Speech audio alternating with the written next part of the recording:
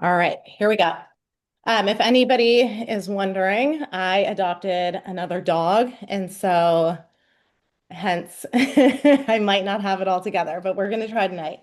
Okay, so let's see. We have the quorum, yay. Consent agenda, agenda minutes, treasurer's report. Ted Key, do you want to mention anything about such things as treasury, or do we want to just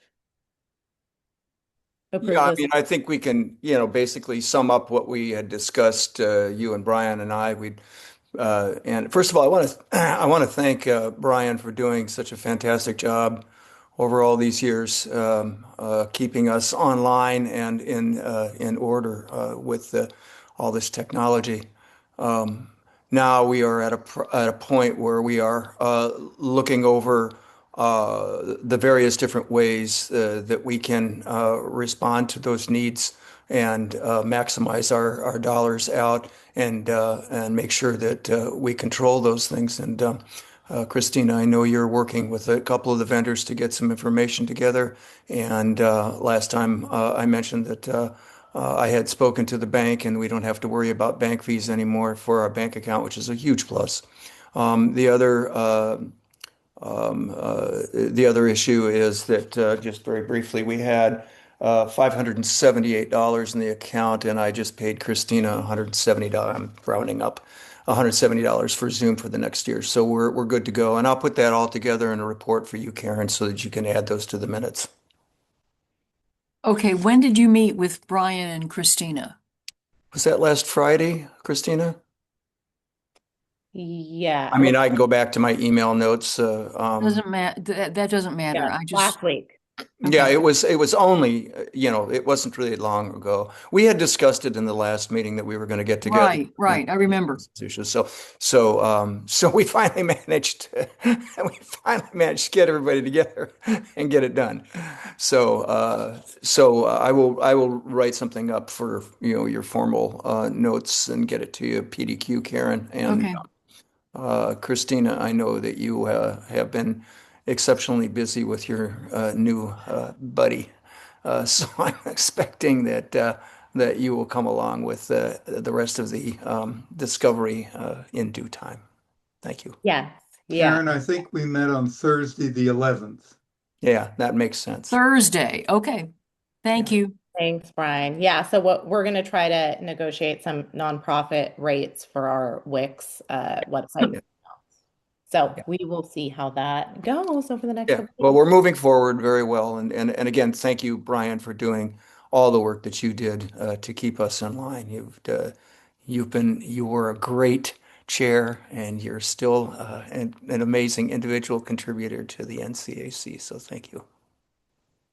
All right, thank you guys. Well, can I get a motion from anyone to approve the consent agenda? I'll move it. Hi, Jeff. Thank you. Second, any? I'll second. Okay, any negatives? Okay, great. Okay, then moving on. Law enforcement, I did see Commander Abbas. Thank you for being here.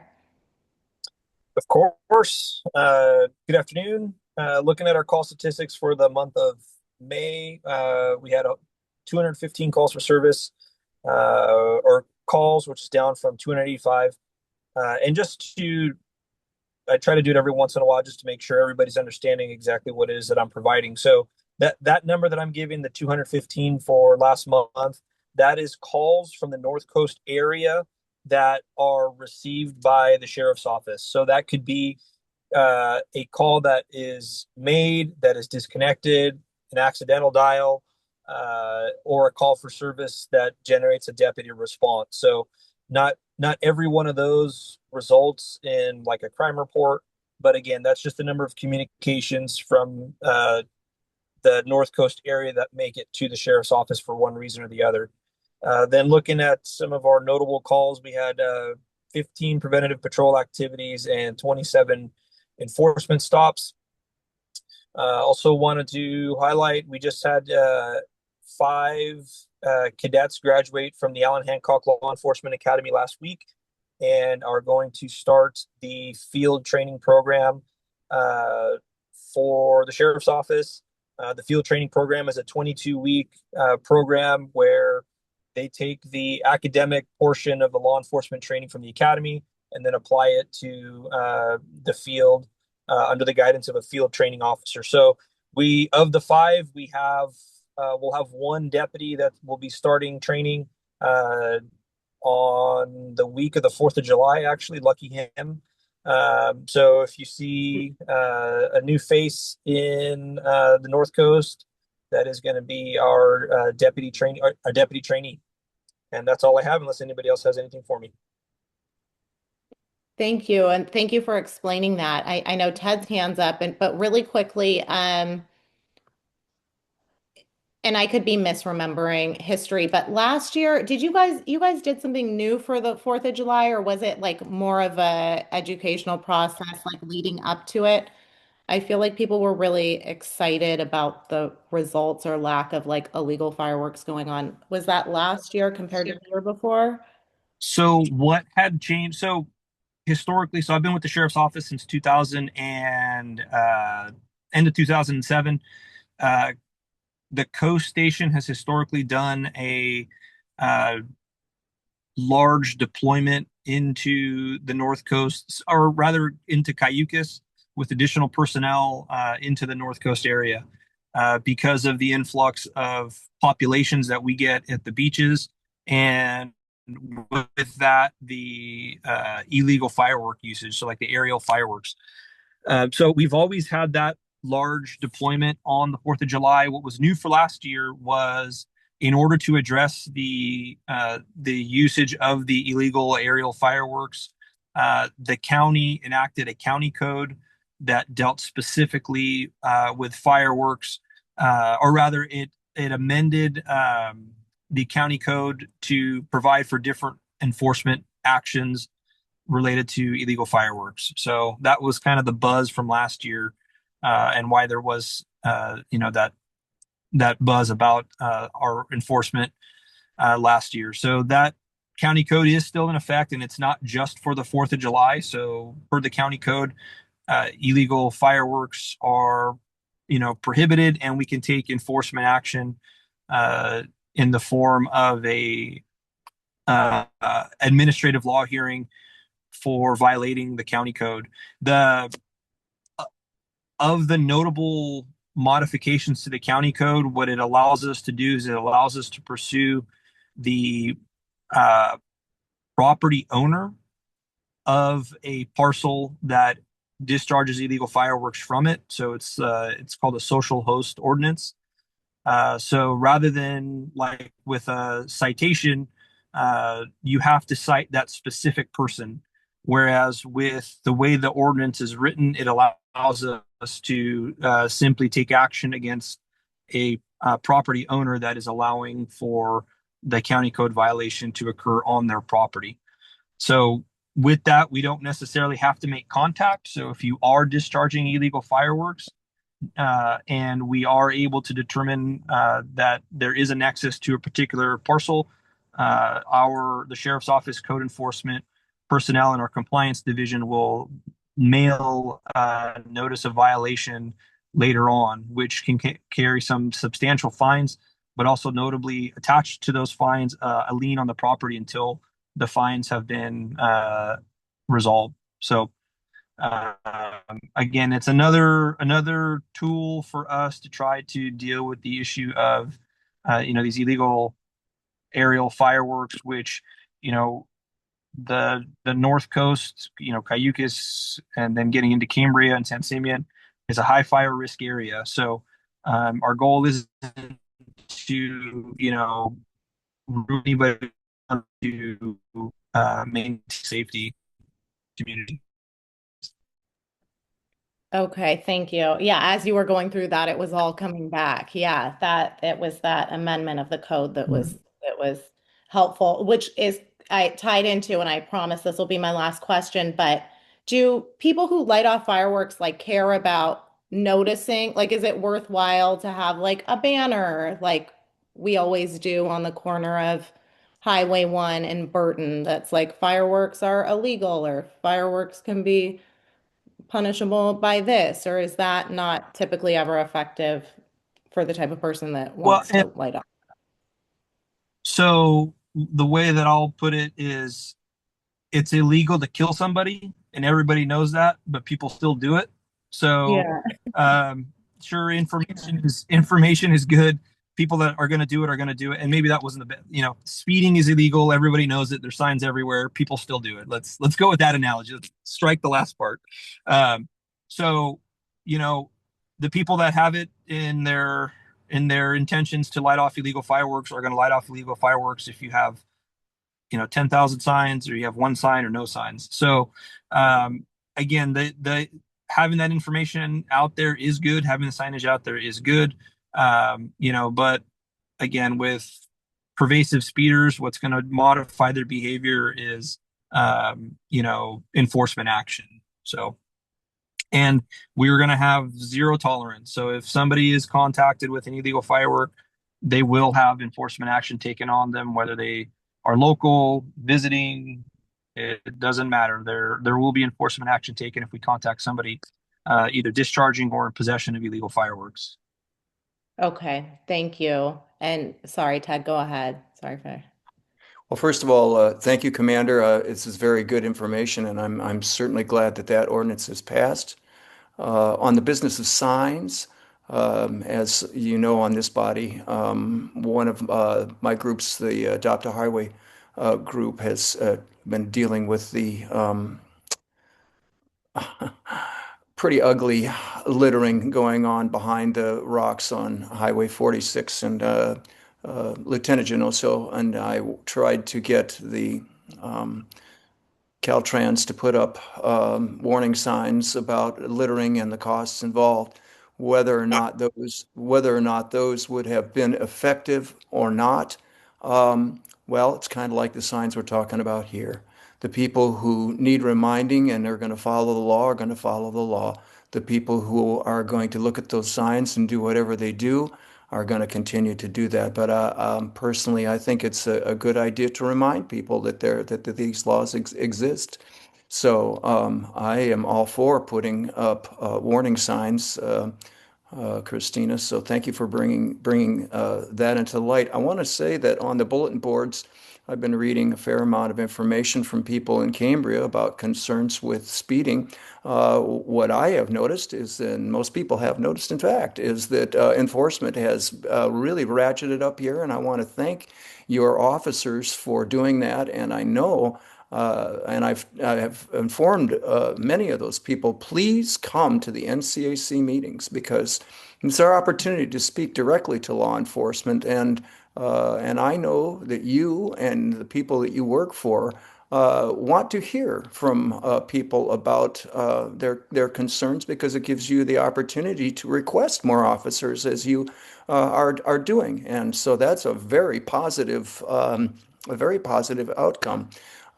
We've had a couple of nasty accidents since in the past month. One of them here, right off Weymouth, for example, the perpetrator was apprehended quite quickly, and that's certainly evidence to the fact that enforcement has ramped up in our community.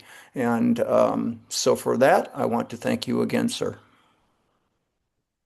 Thank Thank you, you, sir. I appreciate Ted. that. I'll pass it on to the deputies at the station. They appreciate it. So, and the if you see a deputy, stopped in town for coffee, say hi.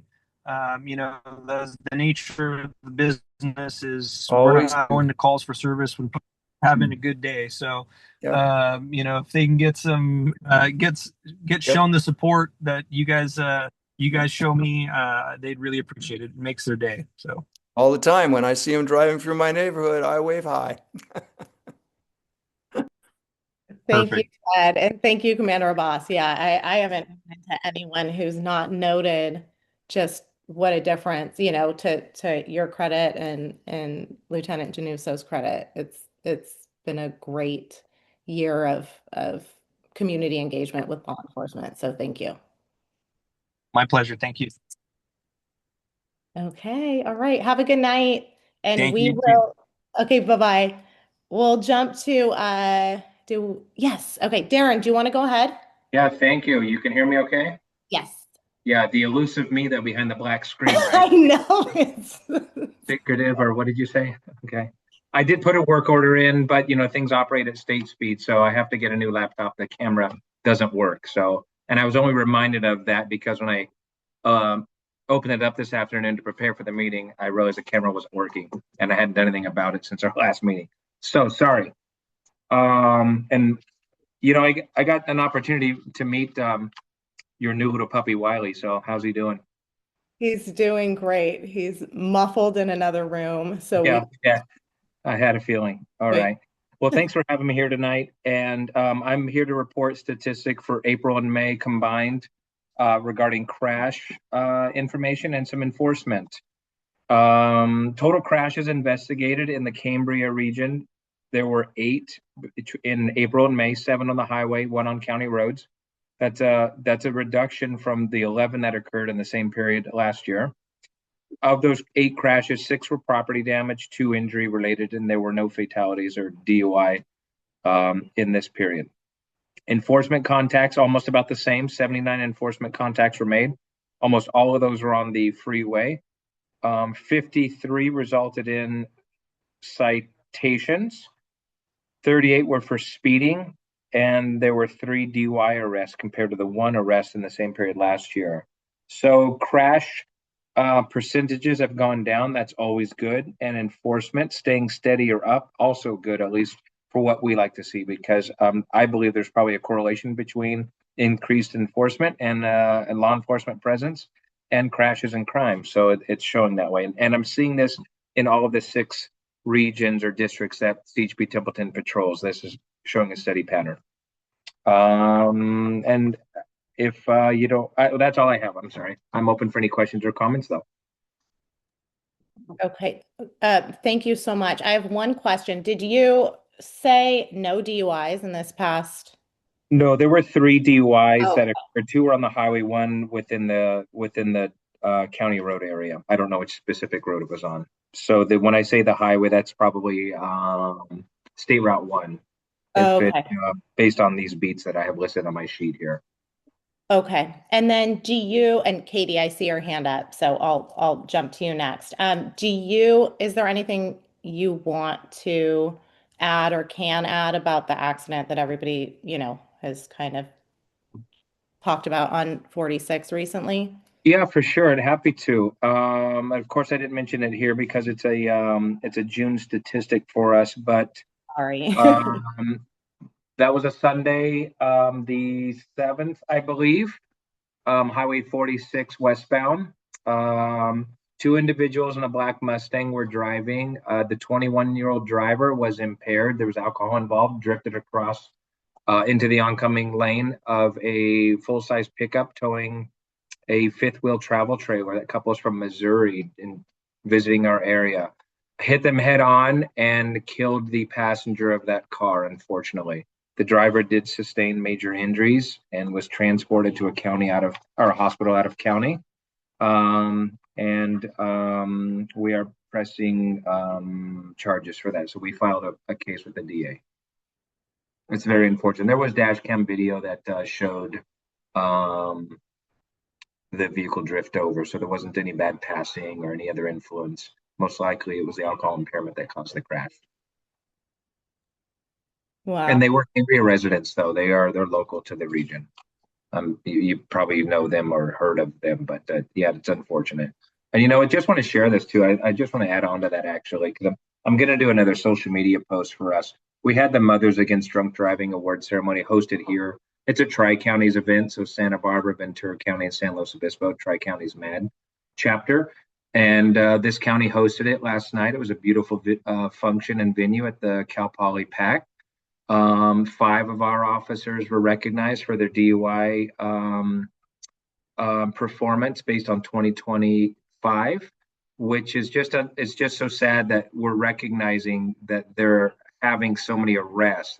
To earn a MAD award, you have to have made at least 25 arrests in a calendar year, and so that's pretty significant. There are over 200 law enforcement agencies represented in this tri-counties. And so, I mean, just do the math on that. That's really disgusting, right? How many of those that happened?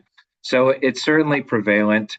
So we have a fatality that's alcohol related. 2 weeks ago, we have a MAD awards. And then, of course, this morning, 9 o'clock in the morning again, we have an individual on Highway 46 coming from the Shandon area, gets pulled over by one of our officers, and he's under the influence. So pretty significant. Still drinking in the middle of the morning or day, and so it's out there. Can't get on headphones. So this Saturday, for your awareness, the California Highway Patrol statewide is doing a maximum enforcement period, beginning at 6:01 p.m. on Saturday night until 6 a.m. on Sunday morning. Full attention by the Highway Patrol on all the roads. And I'm sorry, I'm just entertained by the pictures by some of your constituents here. But we're going to be a major campaign for enforcement towards dangerous driving, but with a focus on DUI. And we're going to be utilizing our aircraft overhead for the Templeton area. That's going on Saturday. So we're definitely addressing the problem as best we can and reminding people, drive safely, don't drink and drive. Don't drive distracted, and wear your seatbelt at least. So with that, Christine, I'm still open for any more questions, and I hope I answered the one you asked. Yeah, no, you definitely did. Thank you for that. Katie, do you want to go ahead? And I'm muted. Sure, I'll be real quick. I really just wanted to take the opportunity, since he's here, to thank Lieutenant Januso for being so incredibly helpful, along with Christina, in getting some help in our neighborhood to get rid of a large nuisance abandoned RV on the side of the road that had been there and causing, a safety hazard, and also, not fun to look at. And attracting dangerous folks around. So I really just wanted to thank you, because I know that you went out of your way to help us out, and it just meant a lot to our neighborhood. So we love seeing you around our neighborhood. You guys come on over anytime you want. We'll make you coffee. We'll get you donuts. So thank you very much. Katie, thank you for saying that. And I'm really sorry I don't have my camera on. I really like these to be intimate and personal. I feel like our community here in the county is like that, and Cambria is no different. So I feel bad that I'm not looking at you in the face, or you can't see me looking at you. But Katie, just we come out to these requests anytime they happen. Sorry, again, is that my background noise, or is there? Sorry, I'm trying to find where that's coming. Oh, Tony. Okay, I'm muting you again, Tony, if you can hear this. All right, let me see if I can Thank you. Sorry. No, sorry about that. So I would just want to add on that to Katie's request. This was an abandoned motor home that came in as a traffic complaint. You guys called our office. We sent officers out there. It was a little interesting. The officer that went out to take care of that identified that there was expired registration on public property. The license plate was, we believe, intentionally obscured from passerbys, but the officer had the wherewithal to look closer and saw it was expired, so it fell into a code violation that made it impoundable. Unfortunately, he identified there was a work pickup that was nearby and a tree, which kind of he just took the precaution and didn't ask for a tow truck because of the work truck that looked like it was still being actively used and didn't want to disturb that. So he just put a warning note on the vehicle and was going to come back out a couple days or recently, soon after. And I received pictures of these also from the officers in the field. Well, they went back out again, and that work truck was again parked. And after seeing that, Not accidentally. Yeah, exactly, Katie. That's what I identified. They looked like they were staging that to prevent that vehicle from being towed. And so they still went through it after all and took care of that. So thank you for bringing that to our attention. That's certainly important to us. We recognize these vehicles are people's property, but they become nuisance when they stay stagnant in neighborhoods, and it's a crime to do. So that's a tool we have, is to impound those. And we never heard anything else from the property owner on that, so they were aware and haven't complained. But anyway, thank you for the deer card and those round little flavored circles that showed up over here. You're welcome. I hope your team enjoyed them. Well, some of them saw it, but no, yeah, thank you for that. That was kind of you. Sure, my pleasure. Thank you. All right. Thank you, Katie. Thank you, Darren. Tedke, you want to go ahead? Yes, thanks, officer, or lieutenant. Uh, I note a couple of things as trends happening these days, and it seems like young people are starting to turn away from alcohol use a little bit more these days, not evidenced by this terrible crash on 46, unfortunately. But it does seem like young people are waking up to the issue of alcohol and driving just generally. Now, I haven't had a drink in 25 years, but I want to just mention something to the people who are gathered here. That drink that you took when you were 40 or 50 has a far, far, far more profound effect on you when you're 65 or 70. So I would just put that out there for people to think about before they decide that they can go over and have a drink at somebody's house and get behind the wheel of a car at our age. And that's particularly, I think, impactful when you're when your town's average age is what, 55 plus? So I just thought I'd throw that out there. And thank you, sir. Thank you for the insight, Ted. I appreciate that. Thank you, Ted. Claudia, do you want to go ahead?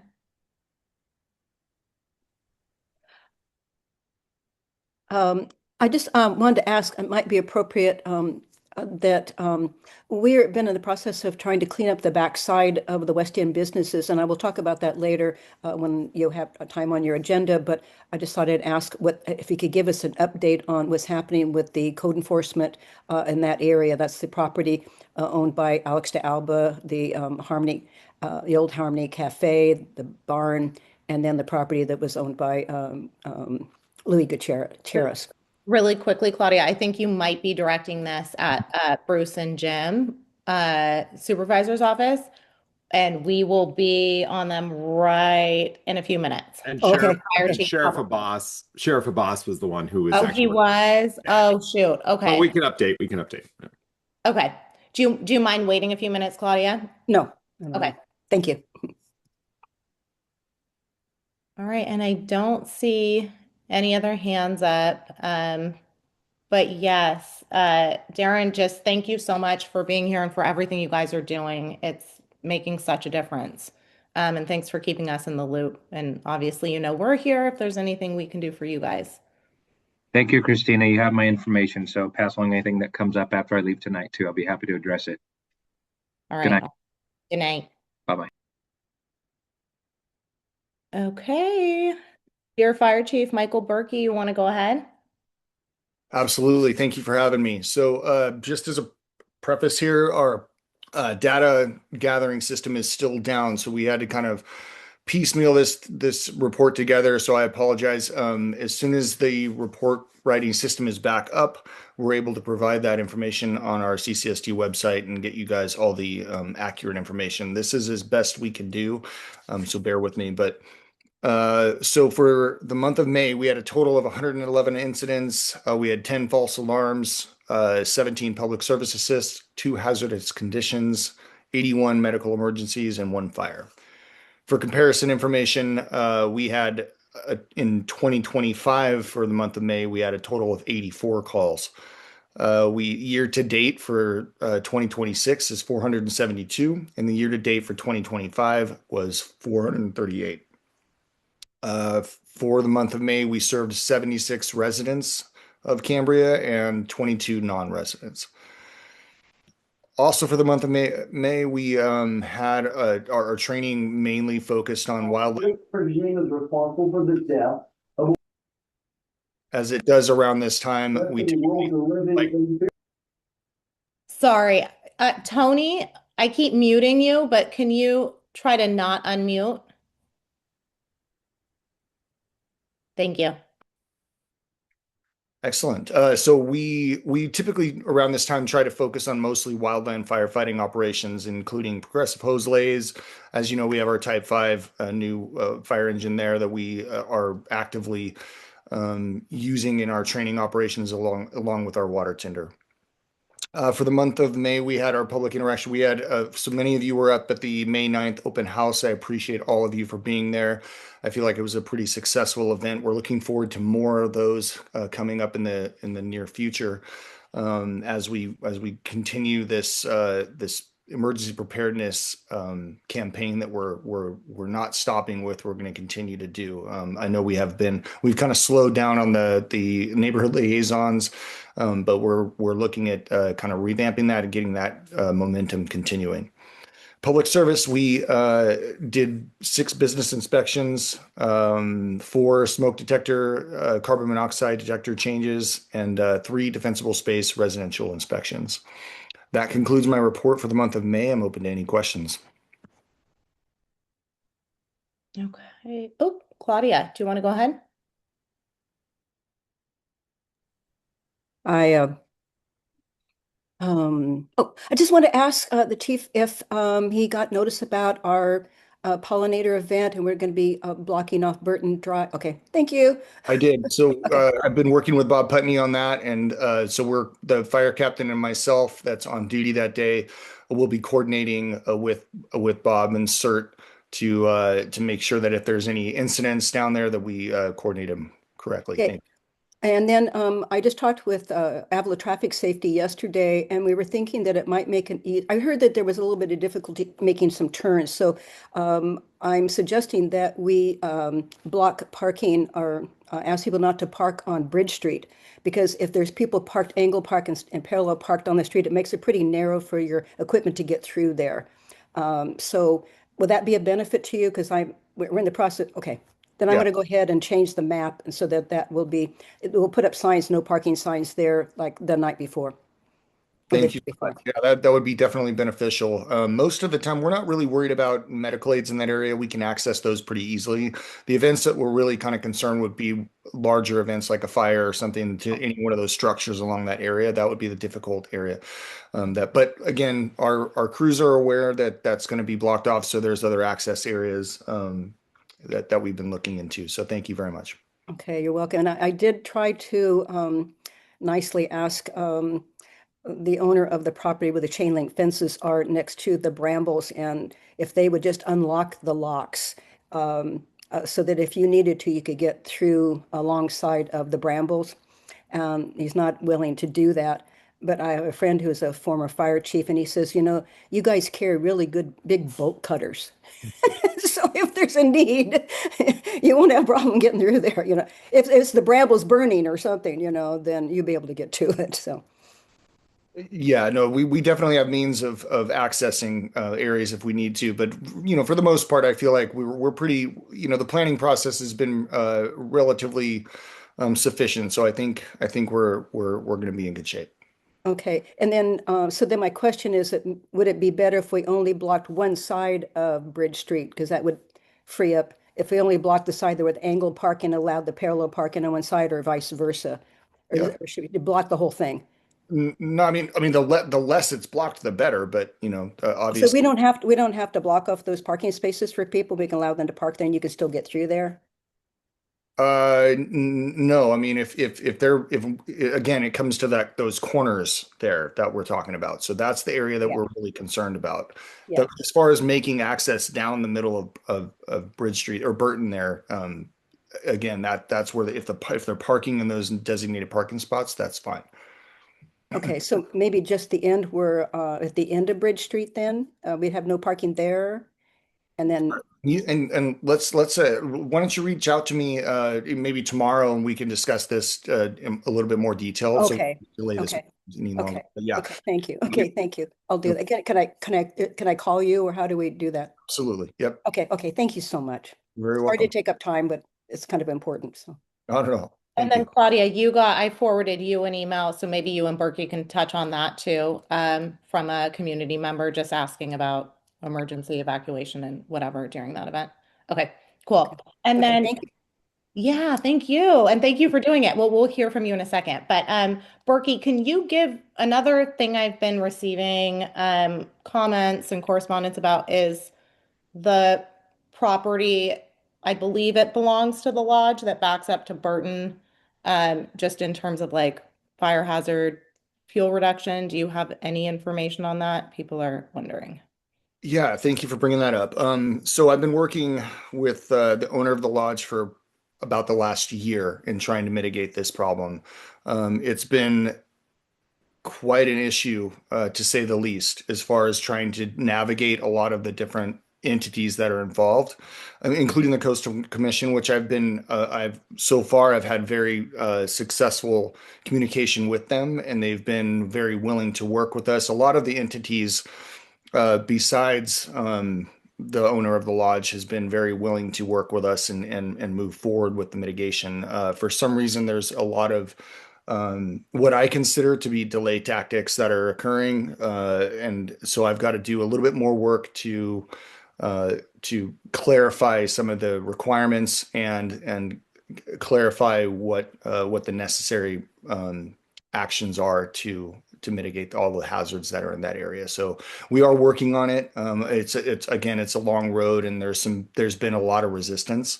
But just to assure the people that are concerned about it, which I've got the same concern, I've got a lot of the same inquiries about it, and so we are working towards a mitigation of that problem. But again, it's just been a long road. It's, to say the least, it's been very exhausting. So looking forward to hopefully getting that mitigated relatively soon. Okay. All right. Well, then we'll look forward to hearing from you on that. And I see Karen, you have something. Go ahead. Thanks. I don't know what property you're talking about. If you said, Christina, I missed it. Maybe Chief Berkey can specify. Is it part So- of the lodge property? Yes, ma'am. So it is absolutely. So we're talking about, as you're coming down Burton Drive, down to the bridge from, essentially, from our fire station. The two sides of Burton Drive are what we're talking about.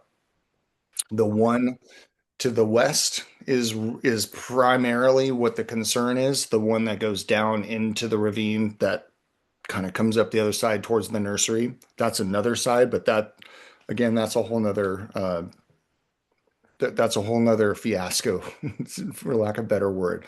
But yeah, So but this is the property is what we're talking about. This is Burton Drive between the nursery and Rodeo Grounds Road. Is it that Correct. area? Thank Yes. you. Yep. Thank you. You're welcome. Thank you, Karen. iPhone, do you want to go ahead?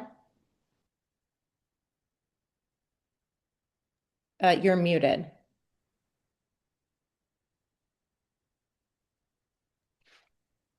Okay, one last chance. Oh, Okay, I think I got it. Okay. My phone. I'm sorry. My name's Teresa and I have a question. I know you seem to have a lot on your plate right now, but I've lived in Lake Isabella, which is also a very high fire zone area. And yearly all residents had to maintain a certain um level of fire defense um, levels for their properties. Because I know we currently only have to adhere to vacant lots. Like the vacant lots have a code, a fire code, but the homes don't. And I see a lot of homes that post the same or an elevated amount of fire potential because these properties are not being maintained. So I know that you have a lot on your plate. I don't know if it's possible in the future to incorporate something where we could add real estate in addition to vacant lots that they have a fire code mandate. Teresa, thank you for that question. And yeah, so to answer that, we do have an ordinance in place that does regulate improved lots as well as unimproved lots. And that's honestly, that's a state of California regulation as well. And that's just called defensible space. So the same thing that you would have experienced in Lake Isabella is very similar to what you would experience here. And so the problem is that we, again, as you mentioned, I don't have a fire marshal. We rely on our company officers to go out and do these inspections along with myself. And then we also have our partners, CAL FIRE, that goes out and does these inspections as well. And so we're trying to tag team this problem, and we're recognizing that there is a higher need for in enforcement in those areas. But again, it definitely it's taxing on the crews and being a one station, one small fire station, one department. I mean, we do it as we can get to it, and typically that means complaints that come in or people that are requesting it, or if our crews are seeing something, then we go out and investigate that on those kind of basis. But for the most part, the rules are the same. If it's a high fire danger area in California, then we adhere to the same regulations as you would have in Lake Isabella. Okay, so is it just based on the neighbors reporting that there is a violation of these codes that would make you be active and enforcing those codes with those properties? Or is just the department too small to be able to handle the volume of complaints that you typically receive on many improved lots? So yes, so most of the time, if you have a property or properties in mind that you're concerned about, the best way to do it that would be email our fire department, and that way we can put it on our list. We do get inundated quite a bit with a lot of these inspections and these complaints, so we get to them as we can, and sometimes it does take a little bit longer than we'd like to. But that's the best thing. That's the best way to start with that is to notify us, let us know that there's what you're concerned about, and then we can investigate it. Okay, thank you. Appreciate your time. You're very welcome. All right, thank you guys. I am not seeing any other hands up. So yeah, thank you for being here and you're off the hook. Excellent. Thank you so much for having me. All right, let's see. Public comments. What do we got? Ted Key's hands up. Let's go ahead. 3 minutes, Ted. Thank you, Madam Chair. Well, the election results are in, and Mr. D'Antona will be our duly elected District 2 County Supervisor for the next four-year term. I've had a chance to review the numbers, and here's some of my conclusions. From an electorate of just under 17,000, Mr. D'Antona received 54% to Mr. Woody, 46%. Of the nearly 8,000 voters for Mr. Woody, we can assume they responded positively to his coastal protection platform, saving our coast from the permanent disruption, both floating offshore wind and oil drilling. In addition, they liked his grassroots campaign financing, only accepting individual donations capped at $500 and zero from corporations and associations. I noted recently in a CNN poll that over half of Americans are now identifying with neither major party. The business of money in politics is quickly becoming a major factor as voters are rejecting those same old tactics, especially resulting from the Citizens United decision. 3 years ago, in an NCAC meeting, I became acquainted with the offshore wind threat to our environment and economy. At that time, it wasn't on my radar, nor was it on the mind of most Central Coast voters. In that short period, as citizens have become more educated, the disapproval level has had a meteoric increase, demonstrated now by nearly half of this electorate. Being well connected with that effort, I expect that trend to continue as it has in Cambria and on this membership of this council. I know of very few who approve of the project here. Make no mistake, the state is continuing to press on with this madness, directing $43 million of our tax dollars at the permanent disruption of our coastline in Port San Luis, Morro Bay, and Humboldt. Attending meetings at the Harbor Board, I witnessed the electrical union's full support of this disruption at the PSL Harbor. They're large contributors to the D'Antona campaign coffer of $140,000 against Woody's $10,000. On the issue of coastal industrialization, Mr. D'Antona's positions are questionable, evidenced by both the late 2024 Tribune op-ed in support of offshore wind and the best batteries in Morro, and also by his 2025 leadership in the Tri-County Alliance of Chambers lobbying against bills to shut down offshore development, oil development, and the Dawn Addis authored battery safety bill. As we move forward, I expect Mr. D'Antona will focus on working primarily for the interests of citizens, not the muddied influences in our county. Like the data center protests erupting across the United States, awakening citizens are taking more active roles, reacting to the greedy major corporations who are absconding with our resources and tax subsidies. Something similar is happening with offshore wind. In future public comment, as I did introducing the zero liquid discharge technology to our CSD, turning a $15 million problem into a working solution for our water woes, Fred, if I you could intend, sound it up. I only have one more sentence. I intend to present some new and some revitalized methods of electrical generation, including wind power, that are far less disruptive to our environment and our pocketbooks. Thank you. Thank you. And Jim, I did not realize that you had won yet, so congratulations. Well, And the numbers are pretty much in.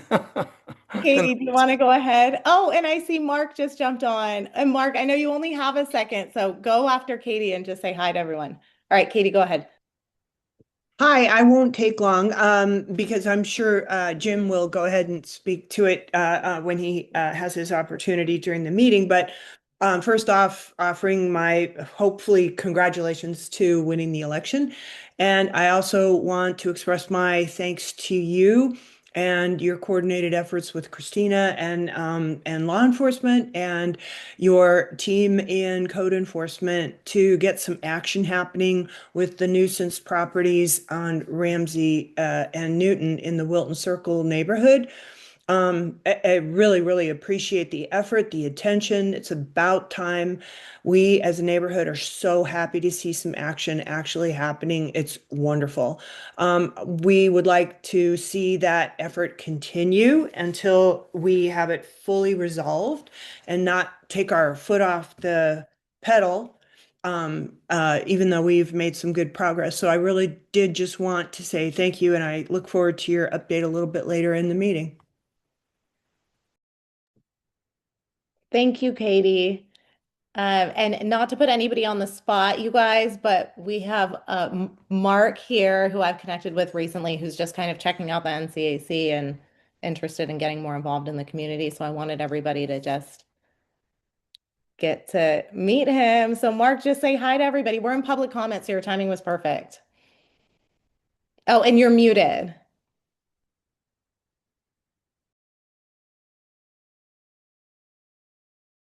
Okay. Hello. Oh, I can barely say hi. I'm Mark. I'm on Happy Hill, and I've been in Cambria for, I don't know, about 5 years or so now. And it's just, of course, it's so great and so beautiful. And, Christina reached out to me, and what you guys do is just great. And I would love to be a part of it some way to support the community. Just happy to be here and happy to share with you. Oh, thank you for making it here. Yeah, your timing's perfect. So we are going to, oh, I don't see any other hands up, but I do want to note since Mark is here and Deborah is here from Fire Safe Council, that Deborah is interested in becoming the rep for her area and top of the world. So we'll notice that properly and hopefully take a vote for that next month with Deborah as well as somebody who I think is interested in being an alternate. So yeah, and hopefully Mark, we'll see you here for that and we can notice that too. So all right. Then thank you for being so patient, Jim and Bruce. I don't know who to call on now. Wait a minute. I was Wait like, a oh, minute. You guys are in for a treat next year. Mr. D'Antona will be a breath of fresh air. I guarantee that to you. That's a standing inside joke in the office. But since we led with that, let me add my congratulations. We're 15 days past election day, and the election hasn't been certified, but as we look at the vote counts released to date, it looks like mathematically impossible that Mr. D'Antona's lead would be eclipsed. So I'm really pleased at that. And just so you all know, and we'll be talking with the other advisory councils, Jim and I are now accelerating a transition period in the sense of getting Jim up to speed on a whole bunch of stuff. That's one of the great joys of this job is the breadth of things we deal with. So we're gonna be working on that for the rest of the year. And come January, whatever the day is, that he is officially the District 2 supervisor, I know he's going to be definitely up to speed. Just in terms of a report, I can tell you, I think most of you know that yesterday the Board of Supervisors took on appeal the CSD's water reclamation facility, a huge project that's been years and years in the making, and for a variety of reasons. One of them is the very great sensitivity of its site and the complexity of coastal zone regulation. We went through it very carefully and found that everything was in order coming out of a planning commission decision that had affirmed that in the first place. And so the board unanimously denied the appeal, upheld the decision, added one small condition to make sure that reports are delivered to the planning department and the coastal commission in a timely fashion. And so we'll look forward to that carrying on and eventually becoming reality. In another infrastructure project, we are continuing our work with the San Simeon CSD as they work through their dissolution. There is a report that was presented in draft form to them that they will receive an edited version of at their next monthly meeting that sort of lays out what the scale of the issues are with their water and wastewater systems. Those are pieces of infrastructure that have been in place for a long time. As you probably know, their wastewater plant needs to be moved off the beach eventually. That's an expensive project. And their water system needs an extensive revamping, refurbishment, if you will, just due to age. So that, you total up the sum and you calculate what the rates are that would be needed to pay for that under normal financing, and it's a very large number that is been put out there just to talk about what the scale of the problem is.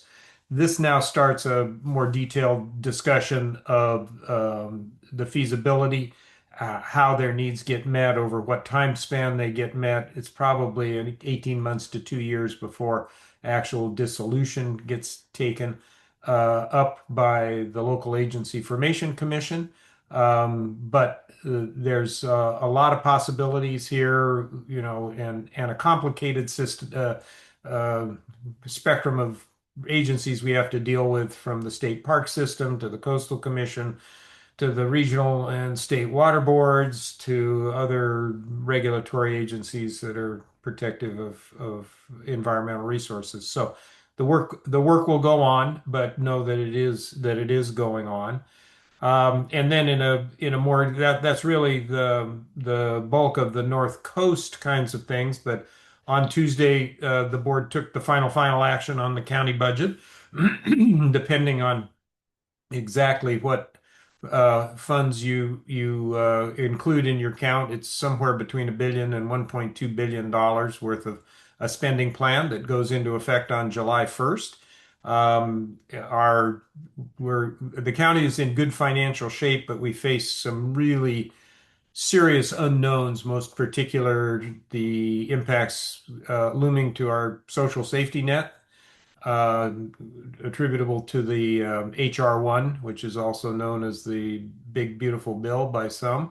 The slashing of benefits and causing not just a loss of financial stability to hundreds and potentially thousands of households in the county, but also the shifting of responsibilities to the county that's going to raise our own cost of doing business in an effort to complicate the system and get more people off the programs is yet to be determined, largely because the final actions on the state budget haven't been determined. Our county state association of counties in the state has been lobbying heavily to get an appropriate buffering response into the state budget. We're not quite there yet, but that fight continues. And then, Jim did update me a little bit on various of the code enforcement activities. We are making slow progress, as we've talked about many times, and the nature of the process is one that offers opportunities for the property owner to correct the issues that have been identified, and so it doesn't move at lightning speed. But we are seeing trash get removed and safety measures put into place, and we're seeing, a slow but general improvement. And that includes the area behind the 800 in the 800 block of Main Street that's visible from Highway 1. We have had our homeless action teams through the sheriff department interacting with an individual who's living in an RV there. And there has been some work with the property owner to get some of the trash cleaned up. There's more to do. Again, relentless attention to that is what is going to get the problem solved eventually, and we are continuing to monitor that situation. So that's what I had on the list, unless Mr. D'Antona has anything to add on that. Um, I think I'll- he hit it. I was just going to say maybe just and so Katie's brought up a few of these, but that you have on the issue like Sunny Acres yeah, in that just kind of a little summary of that because that is yeah, it's an issue down here in San Luis yeah. on how code enforcement goes and how you in the end you do get somewhere if you have to. Yeah, I don't know if it's any comfort, but the code enforcement issues that we referenced tonight here in Cambria are by no means the largest public safety and trash nuisance projects we've worked on. If you know where Sunny Acres is, it's a ranch that is near the corner of Foothill Boulevard and Los Osos Valley Road, just outside the city limits of San Luis Obispo. Not surprisingly, the city has not wanted to annex this property, which for decades had, no longer so much the case, had a real problem with junk being stored, people being housed in unsafe conditions, and a number of things. And we went through a similar painstaking process according to how we have to do these things. There are tools available to us down the line, but we have to exhaust other remedies first. We can go to court, file a receivership, essentially take over management of the property from the property owner. That's a measure of last resort. We have started that process on a property that's up at the top of Highway 41 off Toro Creek Road up there. But that's we want to avoid that. That's timely and expensive. And so we work all other options first, and we are, I think, making reasonable progress on the ones that your council has identified to us. The Sunny Acres project, by the way, took years, most of a decade to get corrected. So. Well, I have a question. I actually have two questions. On that point, like, is there ever a time where the county reevaluates like problem properties and the ordinances around that help to expedite when it's clear that somebody's not operating like in good faith? So I feel like Yeah. the people Yeah. who aren't, then they know the loopholes and all the spiel. Like, Yeah, but we have to engage due process. So they get a due process of law, and there's a series of steps. Uh, with the filing of the notice of violation, there can be I forget the exact title, but I think it's a notice of public nuisance is what starts the process that ends up in court. And that has to make finding. We have to make findings that there are specific threats to the health, safety, and welfare of the surrounding community or to people who reside on that property. And so that's a higher legal bar. And it takes some time to make sure we're doing that because we're basically taking property rights. We're taking over the control of certain aspects of that property from property owner, and we have to do it legally. So we have to be careful about doing that. But yeah, the short answer is yes. If we don't make progress and there are still serious problems, we do have legal means. oh, okay. So wait, no, I didn't mean to imply that you guys aren't or that you guys should be doing something faster, but I just mean Mhm. in general terms, like the way that the laws are written or that the ordinances are written, is there ever a thought that, hey, maybe we should update this ordinance or this law to kind of Yeah. have a, oh, we Yeah. realize we're going in the Yeah, direction. I see. Yeah, no, no. I think we're in the right spot. The judgment question is, at what point do you abandon efforts at voluntary control, and when do you ratchet up more coercive measures? And that's a judgment call that's made on a case by case basis. But my advice to our staff was to find that appropriate point and then ratchet up significantly the effort rather than trying to ramp it up gradually. We can pretty well tell when a property owner is not acting in good faith. And, again, it is up to those code enforcement professionals to move forward in a legal way.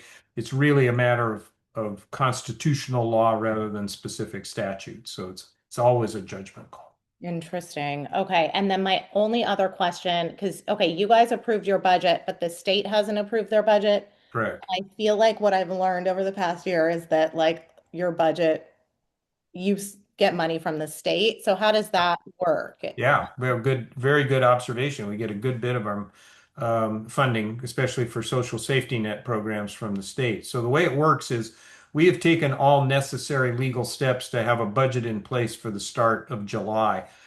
There are a number of things that's based on. Our expectation of state revenue and federal revenue is one of them. The amount of money that we'll have over from last year's, will carry over from last year's budget is another assumption.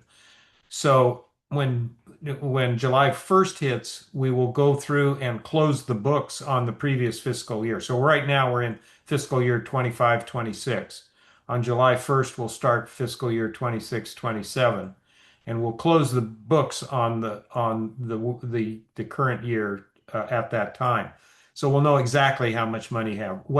All those technical details, which in this case may have some significant shifts, will come back to us in September for final action on the budget. But we've got to close out the current year before we do that. Okay, cool. Thank you for that. Katie, do you Yeah. want to go ahead? Yeah, just real quick, and perhaps Jim can speak to it because he's been sort of involved with some of the specifics of the properties that I'm discussing, and I just wanted to point out, yeah, I definitely hear you when you say this the issue of due process and time, and you mentioned a decade here and a decade there. Well, the situation here in this neighborhood is decades and decades and decades in the making, and it continues on and on and on. And I have taken upon myself to be the neighborhood squeaky wheel, and that's why I am a year into being on these Zooms, and it's been a year since I brought it to the county's attention on my own behalf, but I know that others in the community have done so previously. So I just want to recognize that I understand you're saying that and everything, but I really do appreciate the ratcheted up action that has taken place in the last couple months. I'd like to see it continue. There are specific actions underway that I kind of wanted to get updated on. I just, again, there is minimal progress. There is a lot more to do, and I'm just going to be here until it's done. So I do appreciate the time factor, but I guess I'll just ride it out with the time then too. But Well, that's and all I Katie, got. you're always welcome to call the office to get offline updates. I think Oh no, I'm absolutely pleased as punch with the you might communication I've be had doing with that. Mr. D'Antona. So I'm not unhappy about that at all. I want to just call out the whole decades and decades thing. It's been Sure. decades and decades. So that's really all I had. And I would just add, Katie, so just to let you know, Matt, our code enforcement officer, his name's Matt, was out there twice last week. Yeah. And he's actually working through the final with the shed, the two-story shed thing, and the pool. And then appreciate all the work that Christina and you have done with our CHP to get cars towed, right? I think we're getting to the point where the pressure is coming harder and harder. So hopefully what we're going to see is this fully cleaned, and then we're going to keep that pressure on to make sure it long term That is amazing, and I can't thank you Yeah. enough. Like, it's not like it's going to change overnight. Even since our last NCAC meeting and the last time you and I had an opportunity to speak, we've had law enforcement out a couple of times with multiple vehicles and multiple officers. So it's not like, behavior is going to change overnight. But what you guys are doing on your end and with the new person that you have that's focused on this, I just want to genuinely express my appreciation. Thanks. Thank you, Katie.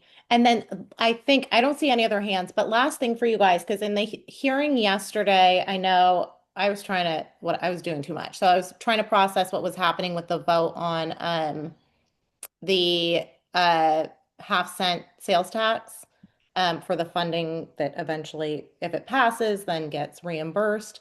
And Supervisor Moreno was saying something along the lines of she didn't feel like the public was understanding.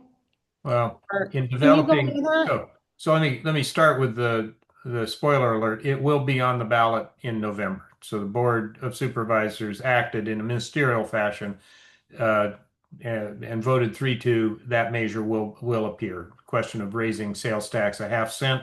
That half cent devoted to transportation project funding under a very specific um, spending plan.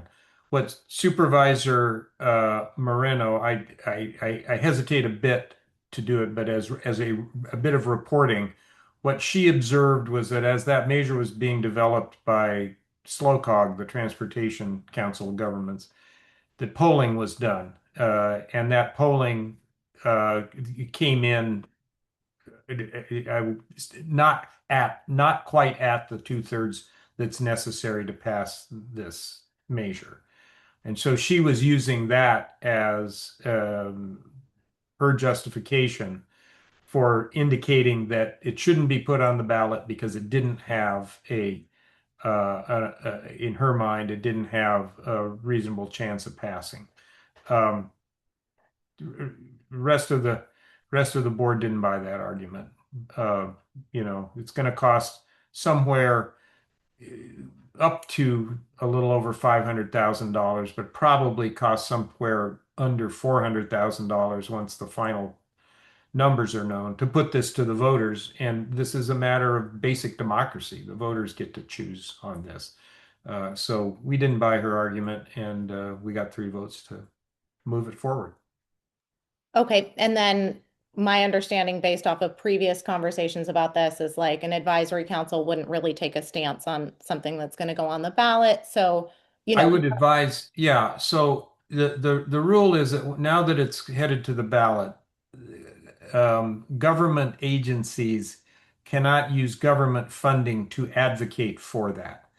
There's a bit of a fine line. We can use our resources to put out information around it, but those who oppose this, last time this went and was 10 years ago in 2016, any information was accused, the SLOCOG put out information, they were accused of advocating for it. So there's a sensitivity to that. I have observed to my advisory councils that since you are funded by public funds, I would advise you not to take a formal position as an advisory council on this measure. You're individually more than welcome to have your opinions and express them publicly. I am in strong support of seeing this passed, but that's my opinion and and I haven't used any county resources to deliver that opinion directly to you. okay, all right, noted. And I think that's it. Yeah, thanks for Pleasure. being here. Jim, are you sticking around with us or are you going to call it a night? Out of here. You're here. All right. Thank you, Bruce. I'm probably gonna jump off here and get ready for tomorrow. So y'all take care. Good to see Okay, you again. thank you. Thank Uh-huh. you. Thank you. Bye-bye. Okay, let's see. Deborah, are you ready with something? Fire Safe Focus. I know that your report's linked in the agenda, but do you want to share anything with us? Oops, you're muted still. Let me see. I can. There we go. I think I've done it. Well, I wasn't here in May. I was off on vacation, but we participated in a couple of things. The May 9th fire station open house. We had a booth. We had a booth at the 501 fair on May the 23rd. Both were very successful. We have put out, and I'm sure y'all have a copy of the evacuation guide or brochure. Does everybody have a copy of that? I hope. If not, go, the fire station has them, and if we have plenty of them if you need them. They're excellent. And then you go on the brochure, you go on online, and there's a lot of links with a lot of really good information. So I hope that gets out to everybody in our Cambria area. We're working on a lot of grants, which we always are. They sometimes take years to develop and then years to get permits for, and then 2 weeks to do the work. Let me see what else I have here. Hold on. Okay. We had a chipping event on May the 19th. We had 18 participants. We need help getting the word out on these things because the people that most need them don't necessarily do email. They don't necessarily get email from the CCSD. They don't do social media. So if anybody has any great ideas how to reach people, please share it with us because we sure would like to know because we want to get information out to everyone. So the chipping event was a big success with 18 participants. We used to be a point people for homeowners insurance, and we were listed that way in the CCSD, which I just discovered. And with the volatility of the insurance market, we sure can't keep up with that. We're not insurance brokers and we aren't in the industry. And on the CCSD, there's a on their website, there is information that's linked to the Fire Safe Council focus group. And it's an actual links where you fill out some forms that go, some questionnaires and can get you some help from some neutral groups that trying to find my notes here, see, so that you can learn more about getting insurance if you're going to lose your insurance. So I sent out a big email. I don't know if any of you received it, with how to get onto that link and educate yourself ahead of time. So if you lose your insurance, which I hope nobody does, you'll be more prepared.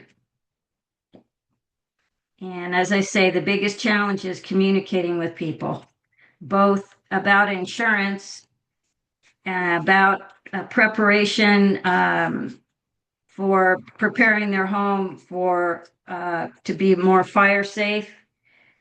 So it's an issue, and I have tried so many things, and I don't know how we can reach these people. I really, really don't. So we will have our meeting on next week on Tuesday. If you want to get on my email list and you're not already on it, just you can let Christina know you want to be on the list and you can come in on Zoom. We have a working meeting, so I'm working off an agenda, but if at the very end we could squeeze you in for just a few minutes. So our meetings are 2 hours and we don't go beyond that. Then just please let me know. And I want to thank Matthew and his crew at the CCSD for putting that link in there about insurance. I think it's going to be a game changer when we let people know about it and the word gets out. You know, get yourself prepared. There's some neutral resources there that aren't people that are selling insurance, because we can't endorse anybody or endorse any services like the companies that you can hire and pay a fee every year to come and protect your house in a fire that you have arrangements with them or how they're going to do it, whether they're going to spray some retardant on your house or actually, stand there and work and physically defend your property. So we can't recommend nor endorse them because we're just not allowed to. But there's a lot of things out there that there's a lot of information. So just go onto their website and get started. So that's all I have today. If anybody has any questions, I'm happy to try to answer any of them. And Jim, I don't have your email, or I did invite you to our meeting. Maybe Christina could forward it to me. Cool. Yeah, absolutely, Deborah. And I'll put you guys' link when I send out the video for, Okay. yeah. Yeah, because these are working meetings. They're not storytelling meetings. They are really working. What would you say this meeting is? We have the biologists that are working in the forest. We have retired battalion chiefs from Cal Fire. I mean, it's a serious, serious meeting. And it's it's hard work. It's hard work. And we're doing some really, really good things. That's all I can say. And you don't really hear about them unless I say something. But, Keep telling us. yeah. All We right. have Well, one individual who is part of the biologist team. They do a lot of the clearing. And he said, comparing us to the city of Santa Clara, which has just a load of funding, we have cleared like 360 degrees around our town. Well, ocean is 25% of that. So we've done some amazing things with what little resources that we have. They've been applied, you know, in very scientific fashion. And we're doing the best we can. We just need to get the word out and get people to start doing their part that live here and own property. all right. Thank you, Deborah. Yeah, thank you.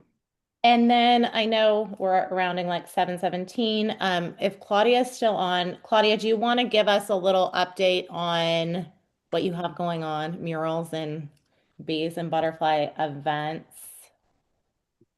I'm trying to, so you can see me, but it's not. Oh, there it goes. There you are. Okay. Oh, I'm going to mute. Thank Sorry. you. Yeah. Hi. So, thank you for giving me a few minutes. Yeah, I'm Claudia Harmon Worthen. I'm the president of Beautify Cambria, and we've been working on actually two projects. One of them is our Pollinator Palooza.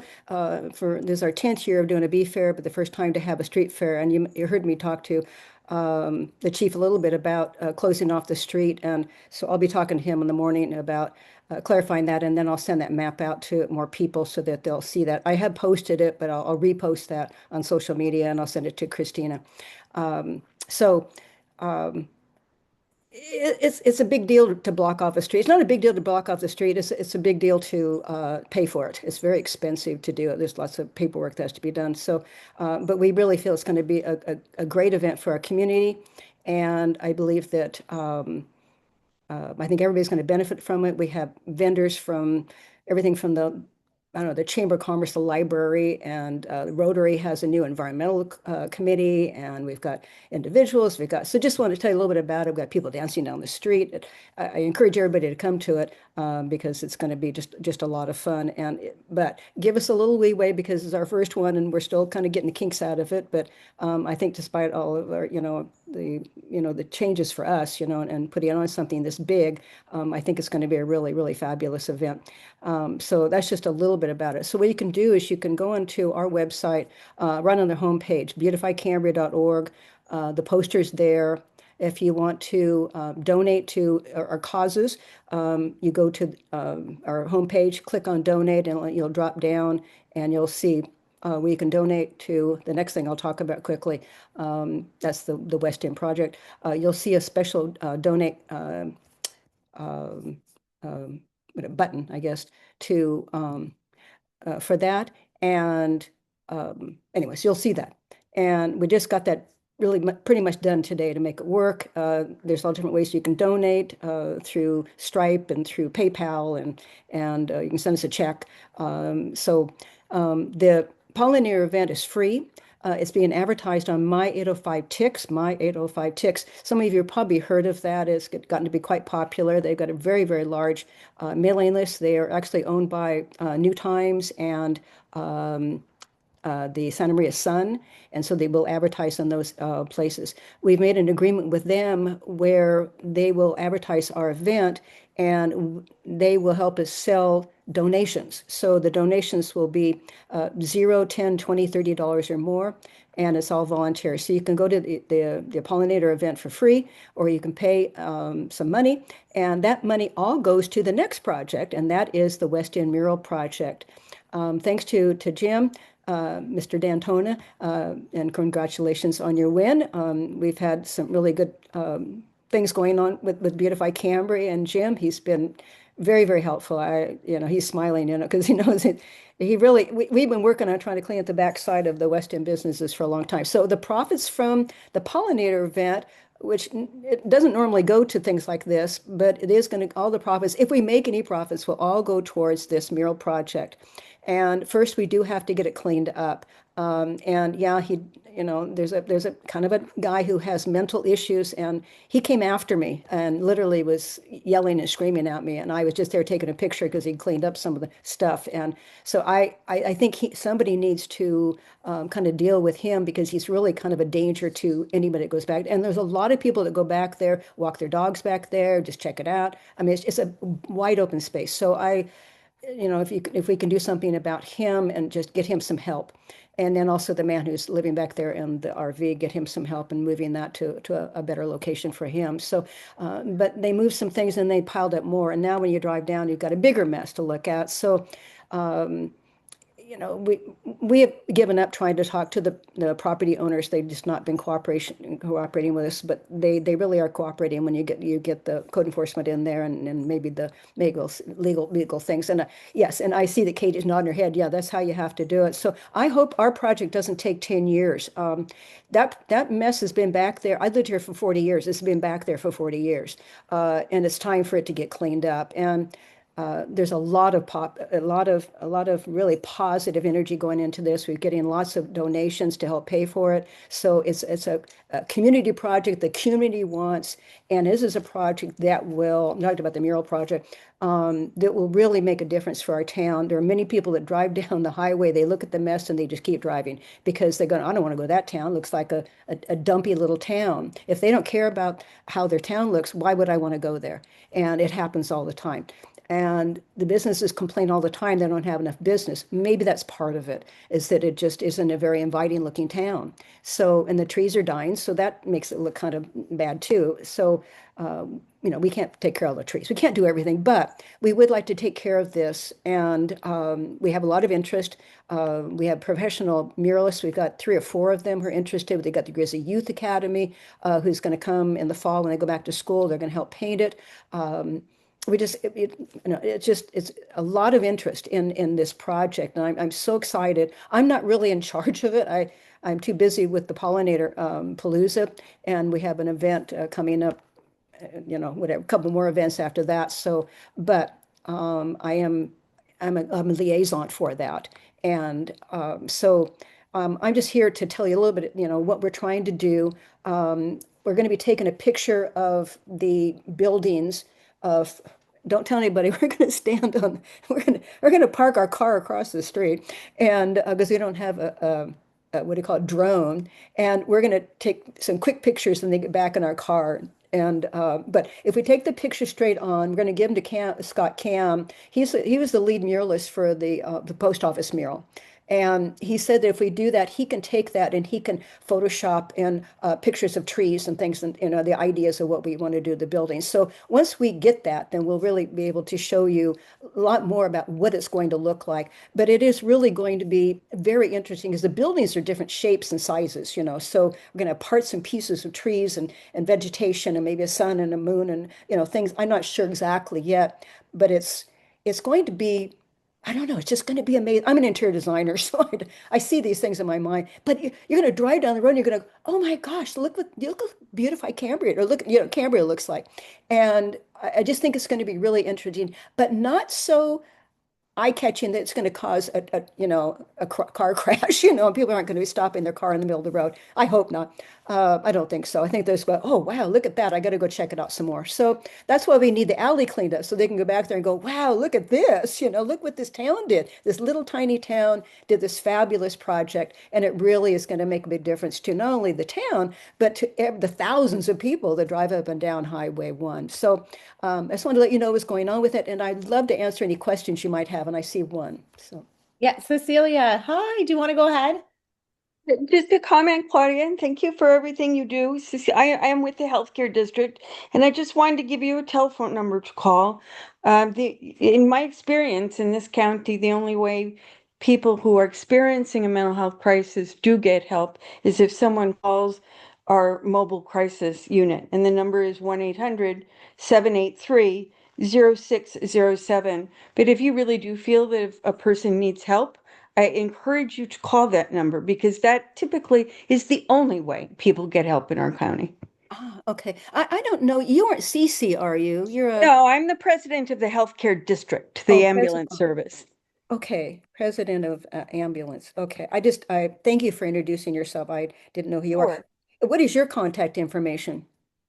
You can reach me at 650-868-7305. 7305? Yes. 7305. Okay. I'm sorry. I did something funny here. Hopefully 868. the funding doesn't get cut for our mobile crisis programs and I'll get we it. continue to have the county 7035. available. Okay. Mhm. Got it. Okay. Just in case I want to talk to you about this, but I've got the number for the mental health organization, and I think the county, I think excuse me, Jim knows about that, but I think that the county has gotten involved in talking about helping. I know the one that's living in the trailer. I don't know about the other fellow that gets really, he's scary. He's like really scary, and it's really Probably scary. actually a little easier to get help for someone who presents a danger to himself or others. And so I do encourage you to call the mobile crisis team. Okay, thank you. Thank you so much, Cecilia and Claudia. I don't see any other hands up, but you got my email, right? With just those questions, and you and Berkey will connect on Yeah. I forwarded you? Okay. Oh, did you? I haven't yet, but I will. I'll look at Okay. it. And then I want to let you know that we will have a booth, a West End Mural Project booth at our pollinator event.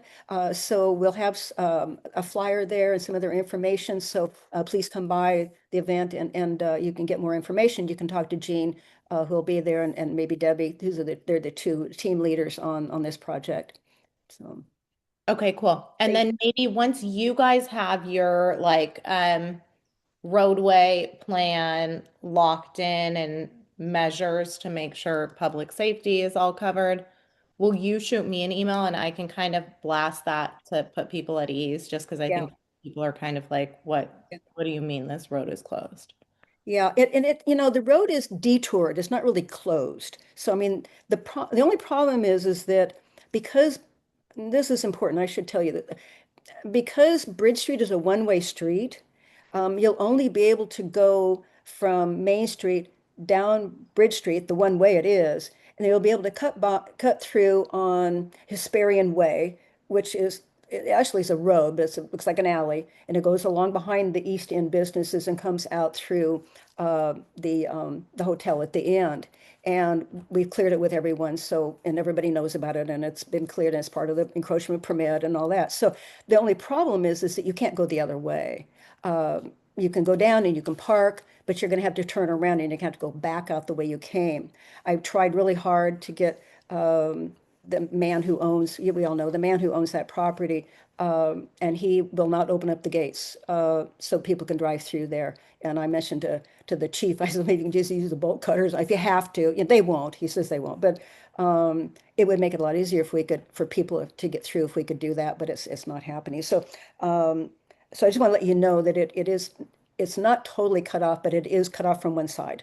So you'll be able to get in and park, and you'll be able to go to the stores you want to go to, as well as our event. So, and I think, the event is only from 11 to 3. It's not, it's not a long time, but we will be putting up no parking signs the day before. So the parking will be limited on Bridge Street and it will be limited on, down Burton. So, but it's just, it's a 1 day event, and I hope everybody feels that it's worth it in the end, because it is gonna be fabulous. I can't even tell you, it's just gonna be great. So, Yeah, no, no, I think everybody's so excited about it. I just want to make sure those who have concerns have it answered. But no, this is going to be a game changer, and I hope the yeah. beginning of, you know, something to come Well, annually. I actually hope that this is the beginning of other towns doing the same thing. Yeah. It's the day to be joyful. It's a day to not think about all the icky things that happen in the world, and to just say, heck, we're going to have fun. We're going to bring our family. We're going to love our friends and our relatives, and for this day and this amount of time,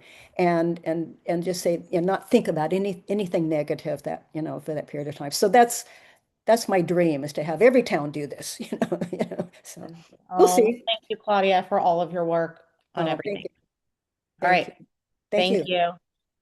So we are at 7:30. We have a quick land use discussion, and then Harry is out tonight because we have a hand up. Tony, do you want to go ahead? Hi, I'm just concerned about the RTA route. According to the plan which I see, people who want to take the RTA route are not able to get to either of the bus stops on Burton because they are basically blocked off.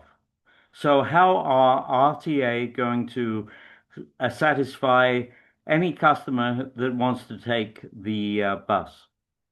Do you want me to answer that, or Yeah. Yeah, Claudia, go ahead. If the you, bus stop next to the Chevron station, that is not blocked off. So I don't know where the other bus stop is. So It's but on the other side of the road. on the other side of Burton. Yes. As it comes down Burton, and that's where they are able to drop off or pick up, and then they go onto Main Street and go north. On the other route, they come down and they pick up at that station.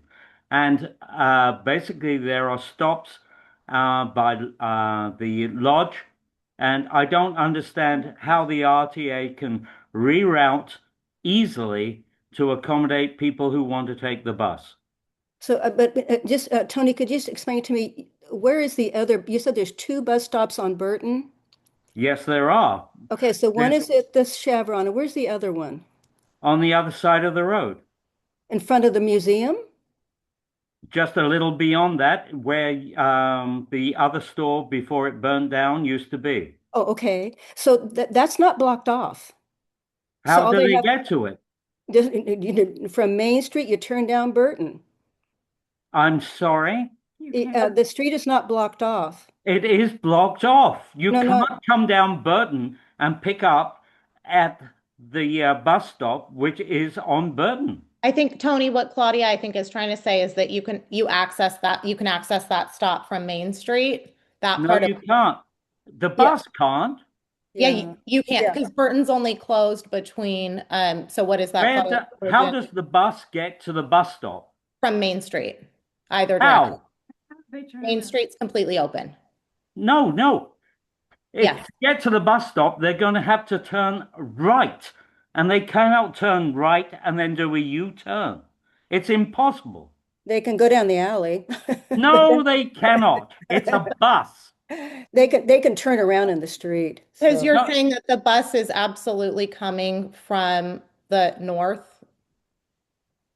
ex ex look at the map and tell me the bus usually comes down Burton and stops before the French Corner Cafe, and then it turns left and goes up Main Street.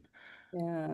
Okay. Well, I Well, don't. Claudia, Yeah. do you want to, you'll check that out and get back to Tony? Yeah, the problem is that we are having the fair, and uh, there's no way that we can take the fair apart while the bus comes down. Exactly. So it's not practicable. Okay, but I Yeah, think, well, before we just make, assumptions. Why don't Okay, the Claudia question check I with have is, has she spoken to the RTA about the route that they have to take? it sounds like she has not. So why don't you give Claudia a chance to connect with them and then connect with you? And we'll just No, I want her to connect with you, not with me.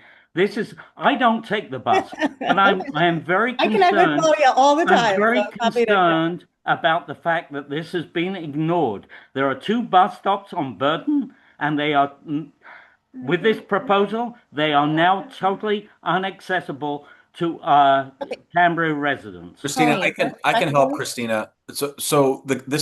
This is permitted by the county. I will reach out to John Diodati and have John explain, you know, how he might be able to connect with RTA, and we'll start that discussion there. But hashing it out here is probably not appropriate. But this is permitted by the county. Claudia did it the correct way. Matt, Yes, nobody has taken this into consideration. I understand. Nobody has. I understand, but I will connect with the county. It's a public transportation, which is very vital to a lot of people in this community. I understand, Tony, and I will connect with John Diodati at the county, who I've spoken with about this because there was concerns about access and egress for emergencies, and it's been permitted. So I'll reach out to him about the connection to RTA, and we'll go from there. Okay, sounds like a plan. So we're going to take a break. Sounds like everybody needs to cool down a bit, and we will come back in 5 minutes for a land use discussion and Matthew's update from the CCSD. All right, so we'll see you guys. Why don't we say we'll see you guys at 7:42. All right, bye.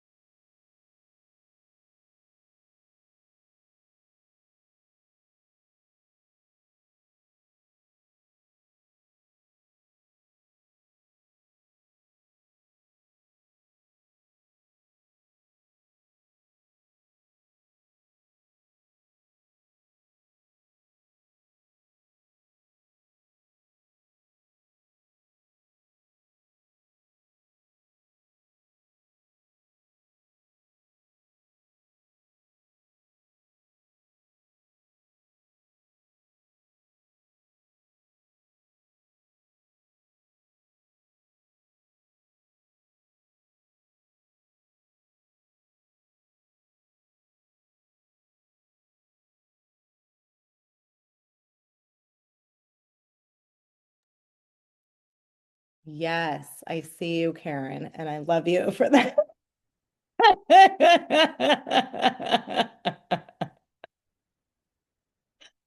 It's just like, Oh, it's no, Kool-Aid. oh my God. It's fruit punch flavored.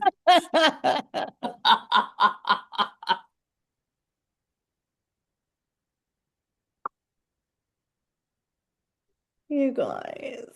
Okay. Here we go. 7:42. Everybody's cameras are off. I hope everybody's like drinking or praying. Are Um, we back? I think we're gonna be back. I don't know, like how do you come back from that? Okay. Wait a second. Let me check the folks. Okay. Brian's still here. Chris Fox, Brian, Chris, Jeff Bloom, Cecilia. Uh, Cecilia. Okay, we've still got a quorum. And is Lisa. Kermit? Where's And Kermit? Oh, there's Lisa. Kermit. And Lisa, there you are. I've been thinking, we have to talk about dog training. Okay. So Although I'm not sure everybody is actually, well, there's Jeff. I'm not sure. Well, we've we'll one. wait for Kermit for a second. Yeah, yeah. Pretty soon, Jeff's gonna crack a glass of wine. Cheers, pal. It's just no, this is smooth. I hope everybody had a chance at least for a couple of minutes to just look at this land use request. It's probably the most It's been simple. 40 years since I've been able to crack a glass of wine in the middle of a public meeting. I just That's an no, argument for continuing on Zoom. I had to note that like I told Mark, who's joining us for the first time tonight, that like how much I enjoy the NCAC and how it's like this positive space and like, everybody's just trying to do good things. And now he's here and it's like, I want you. Oh, I want that's right. you to snag I this forgot dog. about Mark. Hi, Mark, and welcome.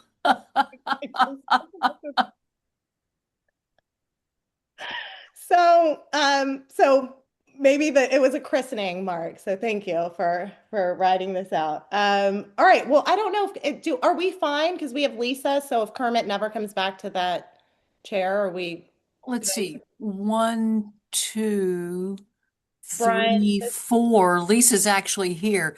I'm. Are Brian and I'm here. Cecilia? Brian's okay. Good. We're fine. I love you. You're fact We're checking fine. like again at Bernie's. Okay. All right, let's do this. We got this. Land use. Did anybody have a chance to look at this referral? Obviously, we were looking at the San Simeon one. They're going to make some changes as per CAL FIRE, and they're doing an additional study. So the planner said just wait a second, and we'll come back to that. And then I was connecting with Dane, and so we thought if we had an open slot, we'd move to this. And then next year will be like two infrastructure projects that we thought we'd keep together because it's like super nerdy. So Bridge Street, 96 square feet to a 620 square foot residence that was built in like the 1930s. There's really nothing major happening. Yeah, it looks sensible. I have my don't dare to call you my apprentice here if anybody wants to see a visual of that on Bridge Street if you didn't look it up, or I mean I'm open for any um questions or comments. I connected with Dane earlier, so if there's anything somebody has as a question I can probably answer it. And Karen, go ahead. Well, it looks to me, based on what I read, it looks like nothing is going to be visible from the street.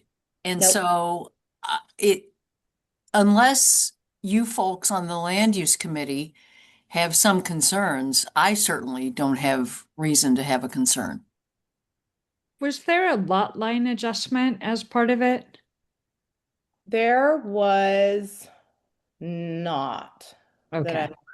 Oh, no, Lisa, you're thinking of the other project. They're resubmitting. So that'll come back before us probably in not next month, but the month after. Are you, Okay. Yeah. I was thinking this was the one, is it the one where the tow truck place is? Oh, yeah.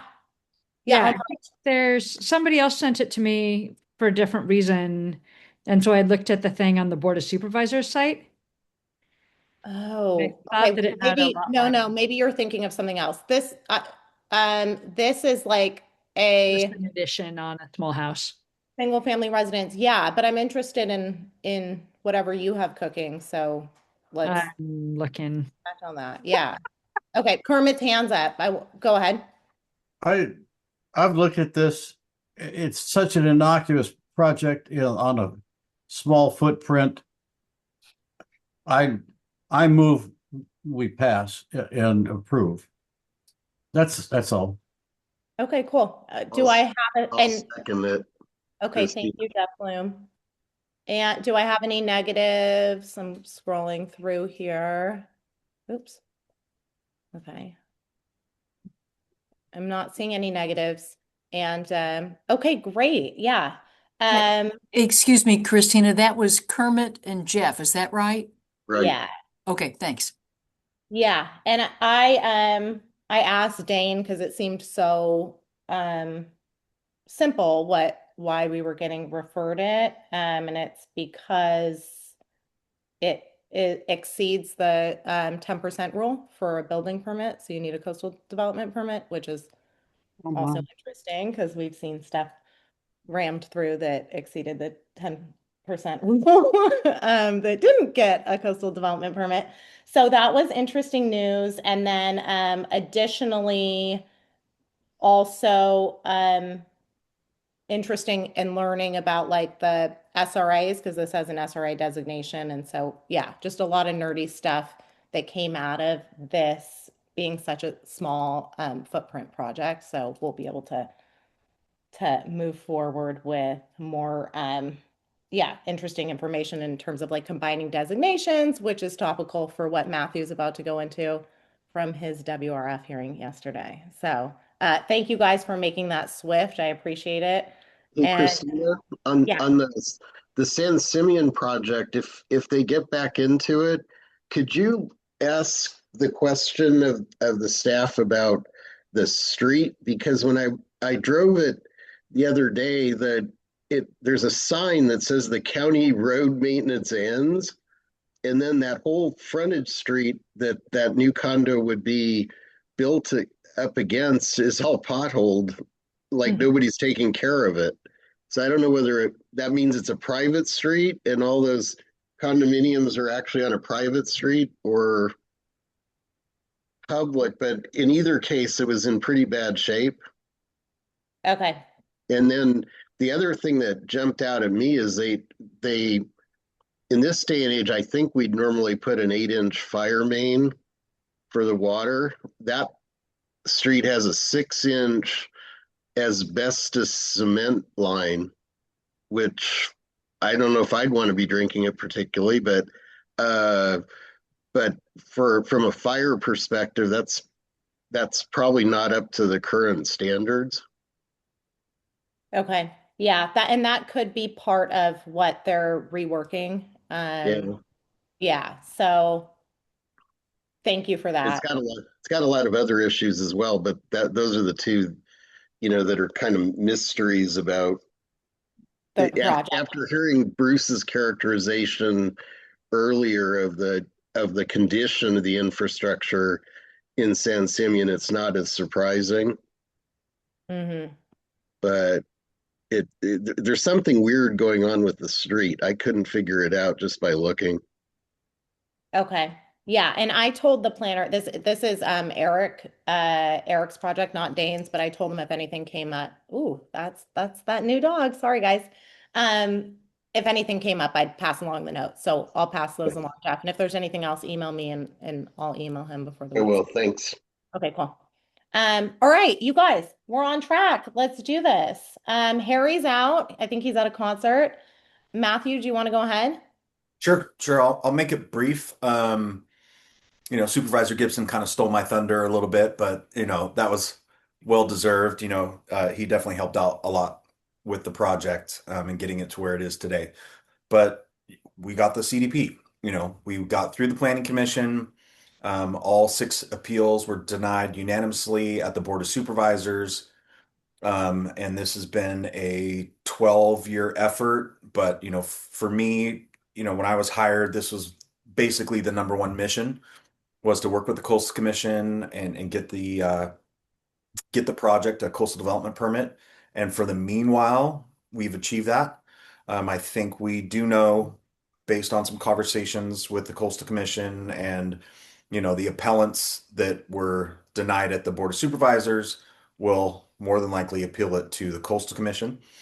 So we've already started engaging the Coastal Commission on some of their additional concerns. And a lot of this, when we talk about the Coastal Commission, comes from a change in staff. We had a longtime senior environmental scientist retire. A lot of the staffers that have worked on this, obviously, if it's a 12-year endeavor, have moved on to other positions. So we have some new staffers at the Coastal Commission that have had some, difficulty locating certain details in the administrative record through the county, and even our collection of data for the last 12 years can be hard to sift through. It's thousands of pages. So we've already reached out to the Coastal Commission to set up some serial meetings. We're going to work with county planning staff, even post-hearing, to start addressing the Coastal Commission's concerns. And we're looking forward to eventually having a permanent coastal development permit. And so that was, at least for me, that was one of the biggest milestones for this community and this facility that's been highly controversial for over a decade. And, thanks to our staff, we have incredible staff that never backed down, never wavered, and we did it, and I think it's monumental, but maybe I'm looking at it too closely. But yeah, I'm super proud of it, and I'm super proud. It's still a little bit surreal because this is something that a lot of folks said we were never going to get done, and we got it done. So it's not over yet. We know we're going to the Coastal Commission, so that's something that we have to deal with, and we're actively dealing with that.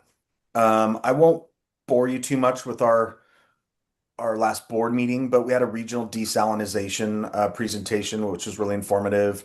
We're finalizing the ranch management plan with some additional comments by Director Thomas, who he wanted addressed.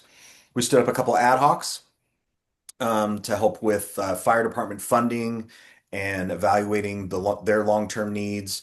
We're switching the role of the ad hoc from the ranch management plan and working with FFRP to a budgeting aspect on how they might be able to help the district with some future maintenance needs.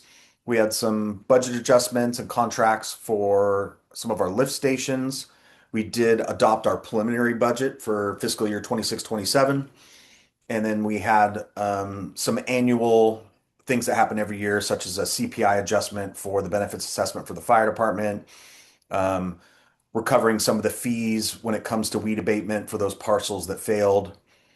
And yeah, that's all I got. And I'm happy to answer any questions. Okay, it looks like Dennis has his hand up. And then Matthew, if you wouldn't mind also just explaining a little bit, because the remaining question that I feel like people still don't get is the whole brine disposal aspect and whether that's a part of the permit or not a part. Can you speak to that at all? And then Dennis, go ahead next. Okay, so yeah, brine disposal is always kind of has been the Achilles heels of the project in terms of financial sustainability. So our SEIR evaluated brine disposal and found no environmental, harm, so to speak, other than the trucking aspect. So it is permitted to haul to South County Sanitation.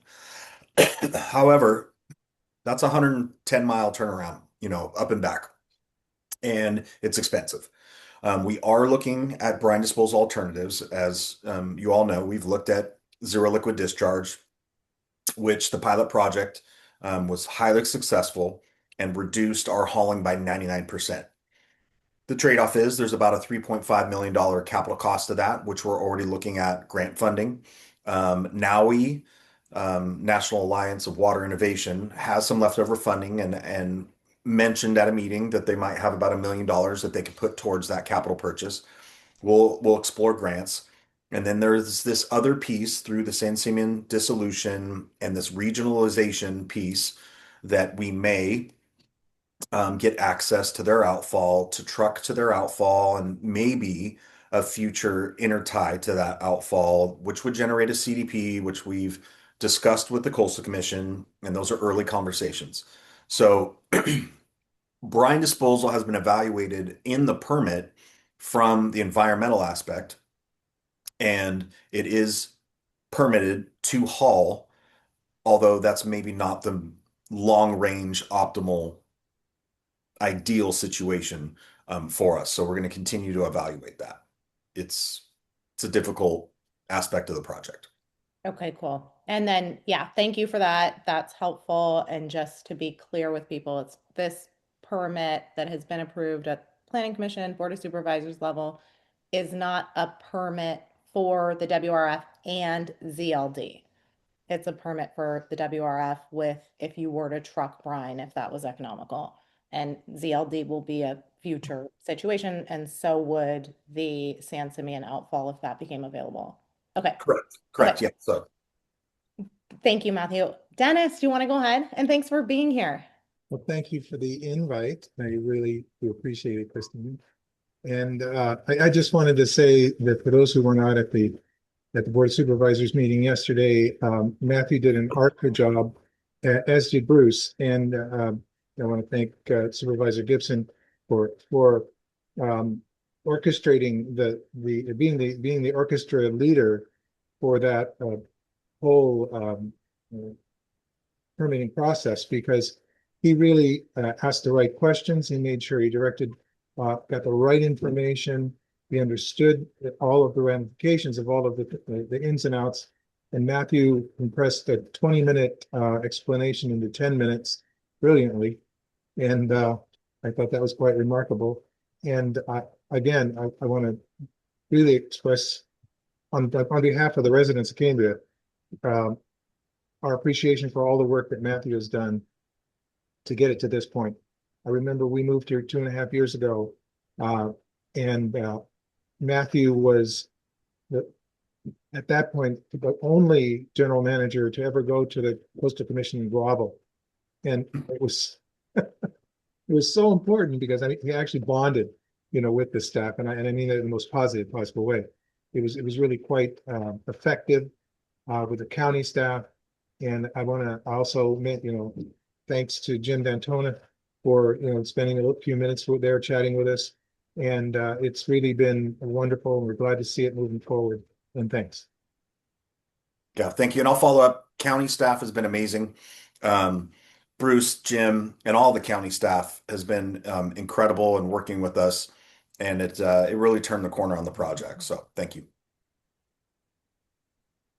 Oh, all right. Thank you. And then we have, yeah, and thank you, Dennis, for your positivity. It's very much appreciated. Brian, do you want to go ahead? My only question was one that I think Matthew already answered, and it had to do with the zero liquid discharge system. I don't think that got addressed really heavily yesterday at the Board of Supervisors, but he addressed it very well. So thank you. Got it. Hey, I don't see any other hands up. Could we say it's a 2-hour meeting and everybody's, oh no, we can't because outreach. Karen didn't have something, but I did. And Kermit, you didn't tell me if you had something or not. I do. I have something. Oh, you do? Okay. All right. Then you go ahead. Christina, I don't really have a lot to say today, but I think we keep dropping the healthcare district off this agenda. I don't know if that was intended. No, well, you have Cecilia, you haven't been here. So if you have something, go I ahead. have been out, so that's understood. And I think maybe next month particularly since I'll have an update about where our station replacement project is, but not tonight. Okay, cool. But did you want to share something? I just wanted to make sure that we didn't drop off the agenda. Oh, no, you're on it. No, girl, you're standing on the agenda. Anything you want to share, you have the spot. Yeah, I'm just happy you're Okay. back. Thank you. I appreciate it. I had some personal issues. Oh, there I am. I'm so sorry. I didn't even see myself on there. Oh no, we can't see, or I can't see you either. No, no, no, no. All good. Nope, it's Yeah, there. I'm I don't know how I missed it. Okay, very good. we're excited when you're here. We're always excited for an update. Yeah, I look forward to the ambulance station update next month and Yeah, yeah. we'll bring something more substantial.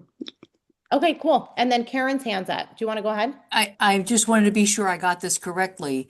Cecilia will have an update on the new ambulance facility next month. Is that right? That's right. Okay, thanks. Thanks. Thanks, Karen.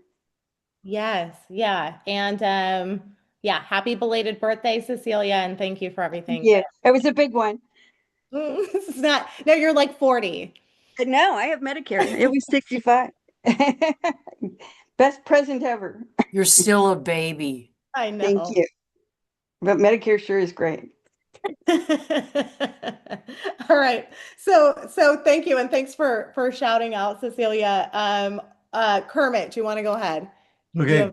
I feel like you have a secret. You've been like quiet. I yeah, So like go ahead. little rabbit waiting. Anyway, the two things. One is our little group is still it's been tossed in my court for the just to do the writing thing so we can sit down and meet again and argue about kind of styles that we are designing into. And that's essentially what the walkthrough has done is sort of brought I'm pushing it into kind of a style design thing. So when we have people that show up and they have this Dutch hat style roof from Southern California that, you know, the county has no way of knowing what we want and really don't have, neither do we. So it's always surprise us, and that when we get surprised.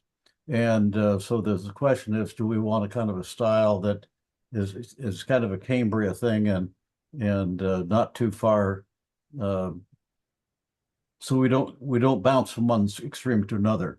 And so so that's one, so that's in the future, but not too far. The next one should be in the next 2 months or January, February. The next one is I have met with the group that is doing this. And can you even read the title? Yeah. LOCOG. Oh, the Highway 1 North Coast Corridor Plan. Yeah, okay. So anyway, they've got about a quarter-inch thick thing of lots of stuff, lots of little stuff in here that you can just read hours on and stuff like that. And I've made some comments. That one's upside down. So graphs, figures, so it has stuff on everything. And they are constantly gathering information and writing it into this book. And if we're not careful, this is going to be our style book. And they're starting to say things like, well, Cambria wants a couple stoplights in town and stuff like that. And I'm saying, I don't think we do. They missed the one in San Simeon. So there isn't necessarily a coordination part on it, but I suppose that's what I'm supposed to be doing. It's fortunate at this time that we sort of come in and this book should be roughly what we want to see here. Again, bike trails pop up and cutting and all this kind of stuff. And when you put bike trails in some of the narrower parts of the downtown thing, you lose parking, you lose road width and so forth. So a lot of this stuff is just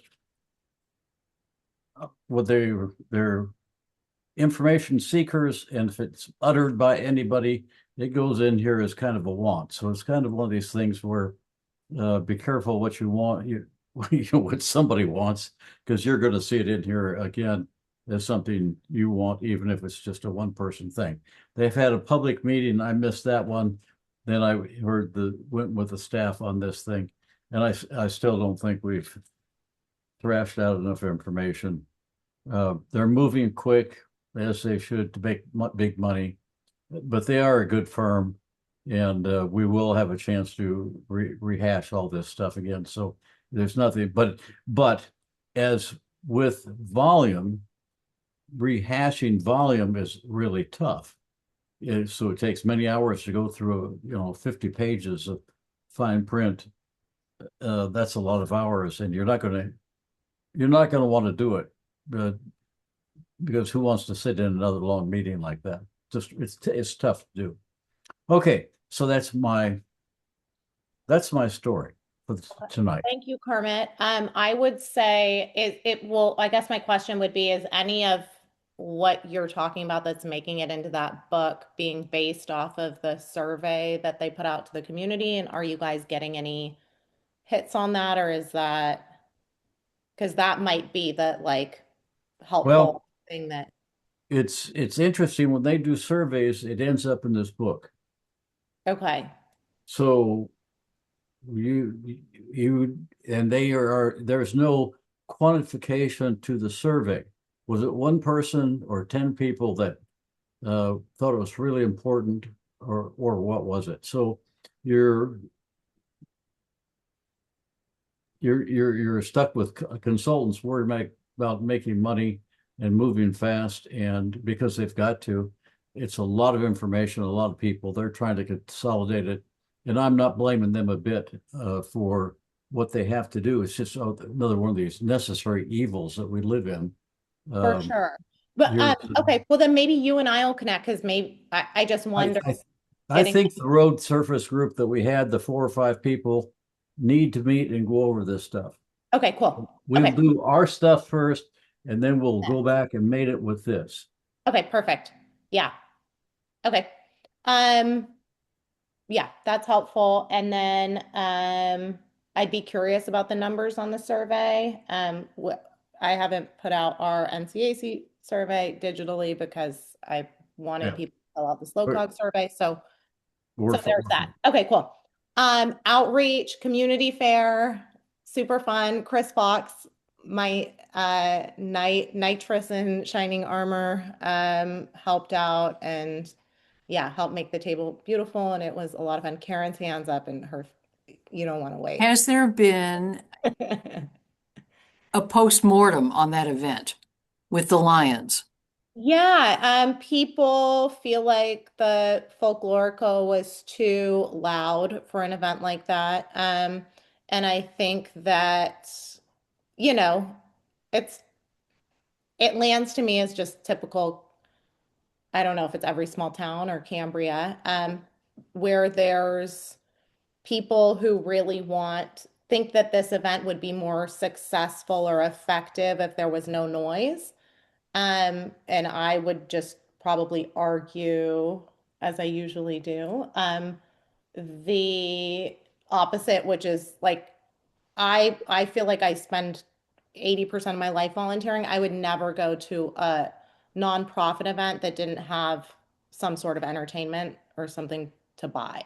Like I just wouldn't. I just wouldn't end up there, you know? So Well, and I would argue against you in this case, because no matter how much we love ballet folklorico, and we do, the point of that thing was for you to be able to talk to people, and how the hell could you? Well, okay, so that's a technicality. Like the artist, the talent, the booking, sure, maybe that's not right for the venue, but I think the argument that a nonprofit fair would be more effective than a community fair is not only false as evidenced by the turnout this year versus last year, but also it's just I don't think it's supported by any like human design. Like humans don't really operate from I've been thinking about volunteering. I'm going to go to this nonprofit fair. I think humans kind of operate in, hey, there's this fair where I can find out about stuff going on within the community. Let me go there and see what attracts me. I think my personal concern is that if you don't have any entertainment and you don't have any food and it's just a bunch of people, it feels like when you're leaving the grocery store and somebody wants you to like sign a petition. And so I don't think that that would be as successful. But what do I don't know. But I do, this year was more successful than last year. So there's something to that. And then maybe just the artist changes could be introduced. And there's a thought that maybe it doesn't need to happen every other year, or every year, maybe it's every other year. Right. So that's kind of the post-mortem. All right. There are more hands. Go ahead. I'm muted. Matthew's hands up. What do you got? This is circling back. I didn't say thank you to all of you for the letter of support. It meant a lot, and I just want to make sure I said that because I think I glazed over that. So thank you to the NCAC for the letter of support, and I'll let you go back to your topic. All right. Thank you, Matthew. Kathy, hey, thanks. Yeah, what I heard about the community fair and folklorico was that it went on too long. The talent, like the music or the fair? The music. Okay. It was loud. People couldn't talk over it. And some of the volunteers felt that they couldn't really communicate as well with the people who attended because they couldn't be heard. But yeah. I also heard that it went too long, and maybe a different, quieter entertainment could alternate, or have folklorico do a gig and then somebody else do a quieter gig that would allow for the purpose of the fair, which was to exchange information, to happen more easily. Yes. Yeah, agreed. I think everybody agrees on that. There's no question on it was too loud. I think the question is more so, do you get more people to a community fair put on by nonprofits so they can engage, or to just a strict nonprofit fair? What gets more people there and more comfortable to engage is You'd almost have to check with larger communities that do this sort of thing, that have safety fairs and community fairs and nonprofit fairs, and see what they've experienced. Now, sure, Cambria's situation is different. We have a higher percentage of higher disposable income, older people who may or may not want to participate. I don't see quite as many people standing up and saying, I want to volunteer, as they did maybe 20 years ago. Yeah. But that, those situations tend to change. Yeah. Yeah, definitely. No, but that's a good idea, looking at other communities, Kathy. And if you have any other ideas, send them our way, because I know that. I will share with you, as I usually do. Yeah, I'm like, this place better than anybody. So no, just maybe longer. All right. Thank you, Kathy. Ted, do you want to go ahead? And I'm plugging in my computer. So Man, if you think it was loud where your table was, we were down on the other end, and you couldn't even hear yourself think it was that loud. I know the Lions are acutely aware of, the situation, and I'm sure that they will do a serious evaluation of it. Um, yeah, I mean, I love the dancing and so on and so forth. But yeah, it went on much longer than it needed to, in my opinion. Perhaps if they locate it someplace else, that would be good, so people can at least talk to one another. But I think the Lions are going to make a serious adjustment to it. They're aware of it. That's my 2 cents. just to be clear, Ted, I was on the planning committee. This is the neighborhood gathering, me, Kitty, Greg Atkins, and Debbie Horry and Yeah. Shelley. And we've taken note, and we're on an email with everybody giving feedback. Yeah. I'm sure that, all these difficulties were pretty obviously seen. So, Yeah. So we'll see. Lisa Murphy, you want to go ahead? Just quick, I agree. Food, entertainment, draw. Just booths, not so much of a draw. Thank you. Yes, somebody in my court. All right.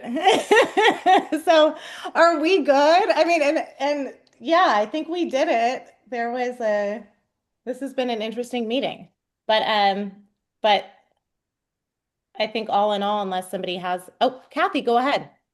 As a former caterer who used to do a lot of events, including nonprofit events, our advice was always serve food. See, people will come for the food. Entertainment was second to that. So, that was a lot of years of schlepping food out to people and going to the fairs and everything from wedding fairs to chamber events and grand openings and stuff. If without food, people will come for the food. And sure, some people will come in, have the food, and leave. But maybe they see something on the way in or the way out. Yes. So maybe next year is a culinary nonprofit event. I love it. No music. That's going a little too far. Oh gosh. Okay. Well, you can't win. All you can do is try. But I mean, having food there allows people to stay longer especially if they bring kids with them. Okay, thank you, Kathy. And before we close this out though, because Chris, you're always mysteriously quiet too, and you were there. And you were instrumental in getting all of these surveys filled out. Do you have anything you want to send us off for the night with in regards to this fair? Not really. I mean, I think you covered everything pretty well. I thought it looked great when I was there. I enjoyed talking to people. It seemed people were there to find out about organizations, and I agree, food is really important. Entertainment is next behind food. So thank you. All right, thank you guys. Yeah, email me. I think we're good. Jim, do you feel good? You stuck it out with us. Just hanging around. All right. Enjoying the conversation. Everyone's good. I love it. Okay. Well, okay, good job, Christina. Oh my gosh, Cecilia, thank you for being here. It's nice to be back. Thank you. All right. We'll see you next month. Thank you, everybody. Thank you, Mark. Mark stuck it out with us. Thank you, thank you, thank you. And we'll just forget what happened like mid-meeting. We're good. All right. We'll see you guys next month. Bye. Is this the end? This is the end, Karen. You can call it 8:19. Good night, everybody. Good night. Thank Thanks you, for hanging out. Christina. Thank you, everybody. Good night. Good night. Thank you, Night, guys. Christina.